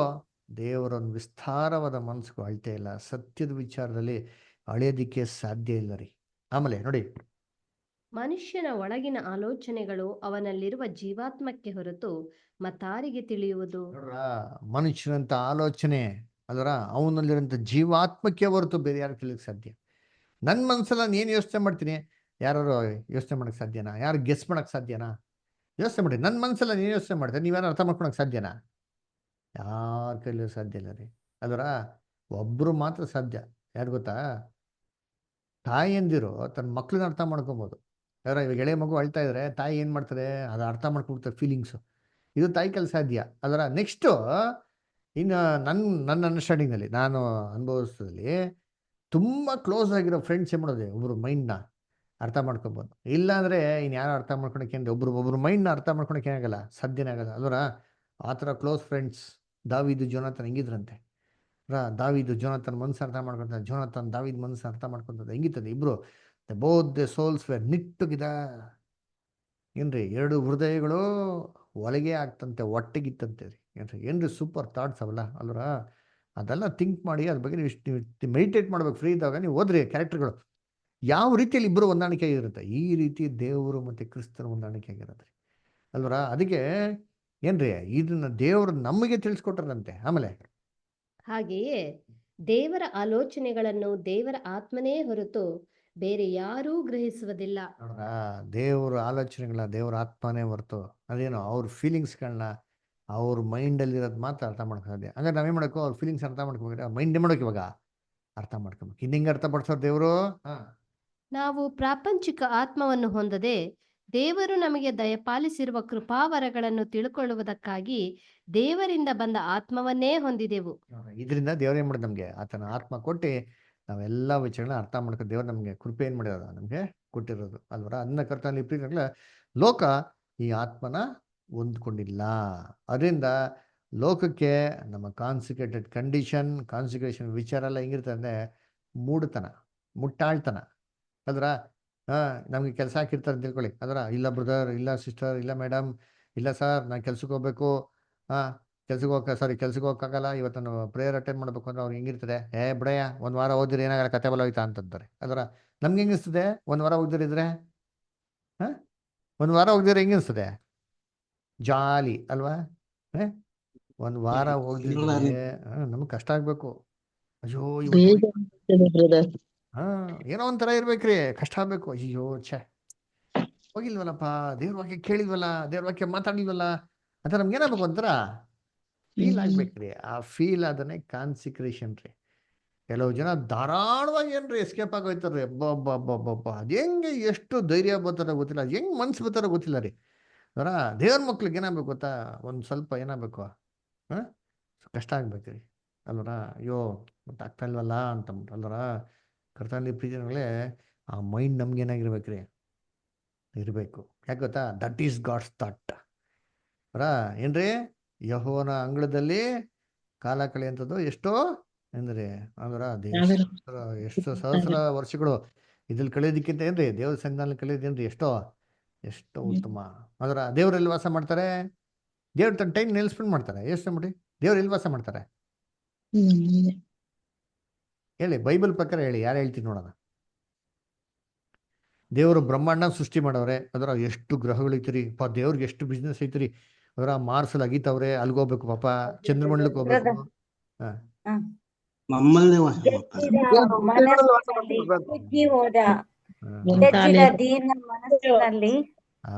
ಮಾಡ್ತಾರೆ ನೋಡ್ರ, ನಮ್ಮಲ್ಲಿ ವಾಸ ಮಾಡ್ತಾರೆ ಅಲ್ವರ. ಯೋಚನೆ ಮಾಡಿರ್ತೀನಿ, ಬೈಬಲ್ ಹೇಳ್ತಾರಲ್ಲ ಏಷ್ಯಾ 56ನೇ ಅಧ್ಯಾಯದಲ್ಲಿ ಏನ್ರಿ, ಸದಮಲ್ಲಿ ನೆನೆಸಿಕೊಂಡು ಶಾಶ್ವತ ಲೋಕದಲ್ಲಿ ನಿತ್ಯ ನಿವಾಸ ಆಗಿರಂತ ಪರಮೋನ್ನತನು. ಏನ್ರಿ ಡೈಲಾಗ್, ಸೂಪರ್ ರೀ ಇವೆಲ್ಲ. ಏನು ಇವೆಲ್ಲ ನಮ್ಗೆ ಮಾತಾಡೋಕೆ ಗೊತ್ತಿಲ್ಲ, ಆದ್ರೆ ಮಾತಾಡಿದ್ರೆ ಇದ್ರ ಬಗ್ಗೆ ಸೂಪರ್ ಆಗಿ ಮಾತಾಡ್ಬೋದ್ರಿ. ಹೃದಯ ಉಕ್ಕಿ ಬರ್ತೈತಿ ಬ್ರದರ್. ಸದಮಲ್ಲಿ ನೆನೆಸಿಕೊಂಡು ಶಾಶ್ವತ ಲೋಕದಲ್ರಿ. ಏನ್ರಿ ಶಾಶ್ವತ ಲೋಕ ಅಂದ್ರೆ? Eternity to eternity, is no end, is no beginning, no end. ಸದಮಲ್ಲಿ ನೆನೆಸಿಕೊಂಡು ಶಾಶ್ವತ ಲೋಕ ನಿತ್ಯ ನಿವಾಸಿ ರೀ. ಏನ್ರಿ ಯೋಚನೆ, ಏನ್ರಿ ಹೆಂಗ್ ಗೊತ್ತಾ? Ever sitting there. ಯಾವತ್ತೂ ದೇವ್ರು ಅಲ್ಲಿರ್ತಾ ಇರ್ತಾರೆ. ಅದರ ಅವನಲ್ಲಿ ಕುಂದು ಕೊರತೆ ಲೋಪ ದೋಷ ಅದರ ನೆಗೆಟಿವಿಟಿನೇ ಇಲ್ಲ ಅಂತ ದೇವರ ಇದರಲ್ಲಿ ರೆಕಾರ್ಡೇ ಇಲ್ಲ ರೀ, ಡಿಕ್ಷನರಿಲೇ ಇಲ್ಲ ಅಲ್ವರ. ಆತನ ಸನ್ನಿಧಾನ ಬಂದವ್ರಿಗೆ ಒಬ್ಬರಿಗೂ ಇಲ್ಲ, ನಾಳೆ ಬಾ ನೋಡ್ತೀನಿ ಮಾಡ್ತೀನಿ ಅಂತ ಹೇಳಿದ್ರೆ ರೆಕಾರ್ಡೇ ಇಲ್ಲ. ಬೈಬಲ್ ಇದೆಯಲ್ಲರ? ಐತಿ. ಏನಂತಿದ್ಯಾ? ರಿಜೆಕ್ಷನ್ ಅಂತಿದ್ಯಾ? ನಾಳೆ ಬಾ ಅಂತ ಹೇಳಿದ್ಯಾ? ಅಲ್ರಿ 34ನೇ ಕೀರ್ತನೆ, ಪ್ರಾಯದ ಸಿಂಹ ಆದ್ರೂ ಹಸಿದಾವು, ತನ್ನ ಭಕ್ತರಲ್ಲಿ ಅದೇ ಕೊರತೆ ಯಾವ್ದು ಇಲ್ಲ. ದೇವ್ರ ಕೊರತೆ ಇಲ್ಲ ಅಂತ ಐತಿ. ದೇವ್ರ ಸನ್ನಿಧಾನದಲ್ಲಿ ಬಂದವ್ರಿಗೆ ದೇವ್ರು ಯಾವತ್ತು ಇಲ್ಲ ಅಂತ ಹೇಳಿ ಕಳ್ಸಿರೋ ರೆಕಾರ್ಡ್ ಏನಾಗಿಲ್ಲ ಬೈಬಲಲ್ಲಿ ಇಲ್ಲ. ಅಂದ್ರೆ ದೇವರು ಆತನ ಪ್ರಾರ್ಥನೆ ಕೇಳಿಲ್ಲ ಅಂತ ಎಲ್ಲ ರೆಕಾರ್ಡ್ ಐತಾ? ಎಲ್ಲೋ ರೆಕಾರ್ಡ್ ಇಲ್ಲ ರೀ. ಅದರ ದೇವ್ರು ಬಂದವ್ರಿಗೆ ಪ್ರತಿ ಉತ್ತರ ಕೊಟ್ಬಿಟ್ಟು ಏನ್ ಮಾಡೋದು ದೇವರು ಕಳ್ಸಿರೋದ್ರಿ. ಅದರ ಅದಕ್ಕೆ ನೋಡ್ಬೇಕಾರೆ ಇದು ಎಂತ ಹೇಳಿದ್ರೆ ಶಾಶ್ವತ ಲೋಕದ ನಿತ್ಯ ನಿವಾಸಿ ಪರಮಾತ್ಮನು. ಅದರ ಏನ್ರಿ ನಿತ್ಯ ನಿವಾಸಿ ಅದರ ಅಷ್ಟೊಂದು ಏನ್ರಿ ಮೆಜೆಸ್ಟಿಕ್ ಗಾಡ್ ಅವರು ಅಂತ ಅದರ ರೆಸ್ಪಾನ್ಸಿಬಿಲಿಟಿ ಇದೆ. ಅವ್ರೆಲ್ಲ ನೆಕ್ಸ್ಟ್ ವಾಸ ಮಾಡ್ತಾರೆ ಅಂತಂದ್ರೆ ದೀನರು ಜಜ್ಜಿ ಹೋದಂತ ಮನಸ್ಸು ಅಲ್ವರ, ದೀನ ಮನದೊಂದಿಗೆ ಇದ್ದು ಅವ್ರೇನ್ರಿ ಅವ್ನೇನ್ ಮಾಡ್ತಾರಂತೆ, ಆ ದೀನನ ಆತ್ಮವನ್ನು ಮನಸ್ಸನ್ನು ಉಜ್ಜೀವಗೊಳಿಸ್ತಾರಂತೆ. ನೋಡ್ರಿ ಏನ್ರಿ ಗಾಡ್ ಅಪ್ಪ. ಯಾರನ್ನ ಹಿಡಿತಾರೆ ಅಂತಂದ್ರೆ ಲೋಕದ ಸ್ಟ್ರಾಂಗ್ ಆಗಿರೋನ್ನ, ಸೂಪರ್ ಆಗಿರೋನ್ನ, ಜೆಂಟಲ್ ಆಗಿರೋನ್ನ, ಕ್ಯಾರೆಕ್ಟರ್ ಇರೋನು, ಏನ್ರಿ ಸುಂದರವಾಗಿರೋನ, ಸ್ಟ್ರಾಂಗ್ ಆಗಿರೋ ಪರ್ಸನ್ಸ್ ಹಿಡಿತಲ್ವ ಅಂತ ಹೆಂತ ಹಿಡಿತಾರಂತೆ. ಯಾರು ಕುಗ್ಗೋಗಿದಾರೋ, ಯಾರು ಜಜ್ಜೋಗಿದಾರೋ, ಯಾರು ತುಂಬಾ ಒಂಥರ ಏನಾಗಿದ್ರೆ ಏನೋ ಯಾವ ವಿಚಾರದಲ್ಲಿ ದೇವರ ವಿರುದ್ಧವಾಗಿ ತಪ್ಪುಗಳನ್ನ ಮಾಡಿ ಪಶ್ಚಾತ್ತಾಪ ಬನ್ನಿ ಮನಸ್ಸಲ್ಲಿ ಕುಗ್ಗೋಗಿ ಜಜ್ಜೋಗಿದ್ ನೋಡ್ರಿ, ಅಂಥವ್ರನ್ನ ದೇವ್ರು ಹುಡ್ಕದ್ರಿ. ಆದ್ರೆ ಅವನೇನಂತ ಹುಡ್ಕೋದಿಕ್ಕೆ ಹುಡುಕಿ ಅವನ್ನ ಉಜ್ಜೀವಗೊಳಿಸೋದಿಕ್ಕೆ, ಬಲಪಡಿಸೋದಿಕ್ಕೆ, ಸ್ಟ್ರಾಂಗ್ ಆಗಿ ನಿಲ್ಸೋದಿಕ್ಕೆ ಏನ್ ಮಾಡೋದು ದೇವ್ರನ್ನ ಅಂಥವ್ರು ಹುಡುಕ್ತಾರೆ. ಯೋಚನೆ ಮಾಡಿ, ದೇವ್ರಿಗೆ ಎಷ್ಟು ರೆಸ್ಪಾನ್ಸಿಬಿಲಿಟಿ ಇಲ್ವಾ? ಇಸ್ರೇಲಿನ ದೇವರು ತೂಗುಡ್ಸೋದು ಇಲ್ಲ, ಅವ್ರು ಯಾರ ಕಡೆ ದೃಷ್ಟಿ ನೋಡ್ತಾರೆ? 2ನೇ ಪೂರ್ವಕಾಲ ವೃತ್ತಂತಲ್ಲಿ ಹೇಳ್ತಾರಲ್ಲ, ದೇವರ ದೃಷ್ಟಿ ಈ ಲೋಕದಲ್ಲಿ ಯಾರು ದೇವ್ರಿಗೆ ಯಥಾರ್ಥವಾಗಿದ್ದಾರೆ ಅಂತ ಅಂದ್ಬಿಟ್ಟು ಸದಾಕಾಲ ಹುಡುಕ್ತೈತಂತೆ. ನೋಡಿರ್ತೀನಿ ದೇವ್ರ ಟೈಮ್ನ ಎಲ್ಲಿ ಸ್ಪೆಂಡ್ ಮಾಡ್ತಾರೆ ನೋಡಿರ್ತೀನಿ. ಲೋಕದ ವಿಚಾರದಲ್ಲಿ ಸ್ಪೆಂಡ್ ಮಾಡಿದಿರಾ, ದೇವ್ರ ಮಕ್ಳ ವಿಚಾರದಲ್ಲಿ ಸ್ಪೆಂಡ್ ಮಾಡ್ತಾರೆ. ಪರಲೋಕದಲ್ಲಿ ಯಾರು ಇಲ್ಲಾರಿ ದೂತರುಗಳು ಎಲ್ಲರಿಗೂ ಅಪಾಯಿಂಟ್ಮೆಂಟ್ ಕೊಟ್ಬಿಟ್ರೆ ಹೋಗ್ರಿ ಬುಲ್ಲಕ್ಕೆ ಕೆಲಸ ಮಾಡ್ರಿ, ಎಲ್ಲ ಕೆಲಸ ಮಾಡ್ರಿ. ನನ್ನ ಮಕ್ಕಳು ಏನಾರ ಪ್ರೇಯರ್ ಮಾಡಿದ್ರೆ ಇಮ್ಮಿಡಿಯೇಟಾಗಿ ಆನ್ಸರ್ ಮಾಡಕ್ಕೆ ಏನಾಗಿರ್ಬೇಕು, ನೀವೆಲ್ಲ ಹಿಡಿರ್ಬೇಕು. ನಿಮ್ಮ ಕೈಲಿ ಆಗ್ದಿರೋಂಥ ದಿನ ಇದೆಯಾ? Without my permission you should not do. ನನ್ನ ಪರ್ಮಿಷನ್ ಇಲ್ದ್ರೆ ಏನೂ ಆಗ್ಬಾರ್ದು. ನೀತಿ ನಿಯಮ ರೆಗ್ಯುಲೇಷನ್ಸ್ ಹಾಕ್ಬಿಟ್ಟು ಬೌಂಡ್ರಿ ಹಾಕಿ ಬಿಟ್ಬಿಟ್ಟಾರೆ ದೇವರು. ಅವ್ರ ತಂಟಕ್ಕೆ ಯಾರು ಹೋಗ್ಬಾರ್ದು ನೋಡ್ಕೊ. ಅವ್ರ ತಂಟಕ್ಕೆ ಯಾರು ಹೋಗ್ಬೇಕು ಅಂದ್ರೆ ನನ್ನ ಪರ್ಮಿಷನ್ ಬೇಕು ಅಂತ ನಮ್ಮ ದೇವ್ರು ಹೇಳೋರಂದ್ರೆ ನಮ್ಮ ಕಾನ್ಸಂಟ್ರೇಷನ್ ಯಾವ್ದಲ್ಲ ಐತೆ, ಸಾಕತ್ತಾಗಿ ಲೋಕದ ವಿಚಾರದಲ್ಲಿ ಐತೆ ನೋಡ್ರಿ ಇದ್ರಿ ಅದರ. ದೇವ್ರ ಮಕ್ಳು ಕಾನ್ಸಂಟ್ರೇಷನ್ ಎಲ್ಲಿರ್ಬೇಕು ಗೊತ್ತಾ? ದೇವ್ರ ಮೇಲೆ ಇರ್ಬೇಕು. ಹೆಂಗೆ ದೇವ್ರ ಕಾನ್ಸಂಟ್ರೇಷನ್ ನಮ್ಮಲ್ಲಿ ಇದೆ ಯೋಚನೆ ಮಾಡ್ತೀವಿ. ಒಂದು ಕ್ಷಣ ರೀ, ಒಂದೇ ಒಂದು ಕ್ಷಣ ದೇವ್ರು ನಮ್ಮ ಕಣ್ಣು ಹಿಂಗೆ ಆ ಕಡೆ ತಿರ್ಸ್ಬಿಡ್ಲಿ ಅಂತಾರೆ, ನಮ್ಗೆ ಏನಾಯ್ತದೆ? ಸೇತ ನಮ್ಮನ್ನ ನುಂಗ್ಕೊಂಡು ಬ್ಲಕ್ಕೊಂಡು ನುಂಗ್ಕೊಂಡು ಸುಮ್ಮನೆ ಕೂತ್ಬಿಡ್ತಾನ್ರಿ. ಏನಾದ್ರೂ ಗೊತ್ತೇ ಆಗಲ್ಲ ಅಲ್ವರ. ದೇವ್ರು ಏನು ಮಾಡ್ತಾವಂತೆ? ನಾವೇಲೆ ದೃಷ್ಟಿ ಇಟ್ಬಿಟ್ಟು ನೋಡ್ತಾವ್ರೆ, ಯೋಚನೆ ಮಾಡಿದ್ವಿ. This is God's grace. ಅದರ ಇದಕ್ಕೆ ದೇವ್ರು ನಮ್ಗೆ ಏನು ಮಾಡೋದು? ಬಲಪಡಿಸಿ ದಿನ ನಡೆಸ್ತಾರೆ ಅದು. ಓಕೆ, ನಾವೈತೆ ನಿಲ್ಸೋಣ. ನೆಕ್ಸ್ಟ್ ವೀಕ್ ನಾವೇನು ಮಾಡೋಣ? ಕಂಟಿನ್ಯೂ ಮಾಡೋಣ. ಓಕೆನಾ? ದೇವ್ರ ವಾಕ್ಯಗಳನ್ನ ಆಶೀರ್ವದಿಸ್ಲಿ.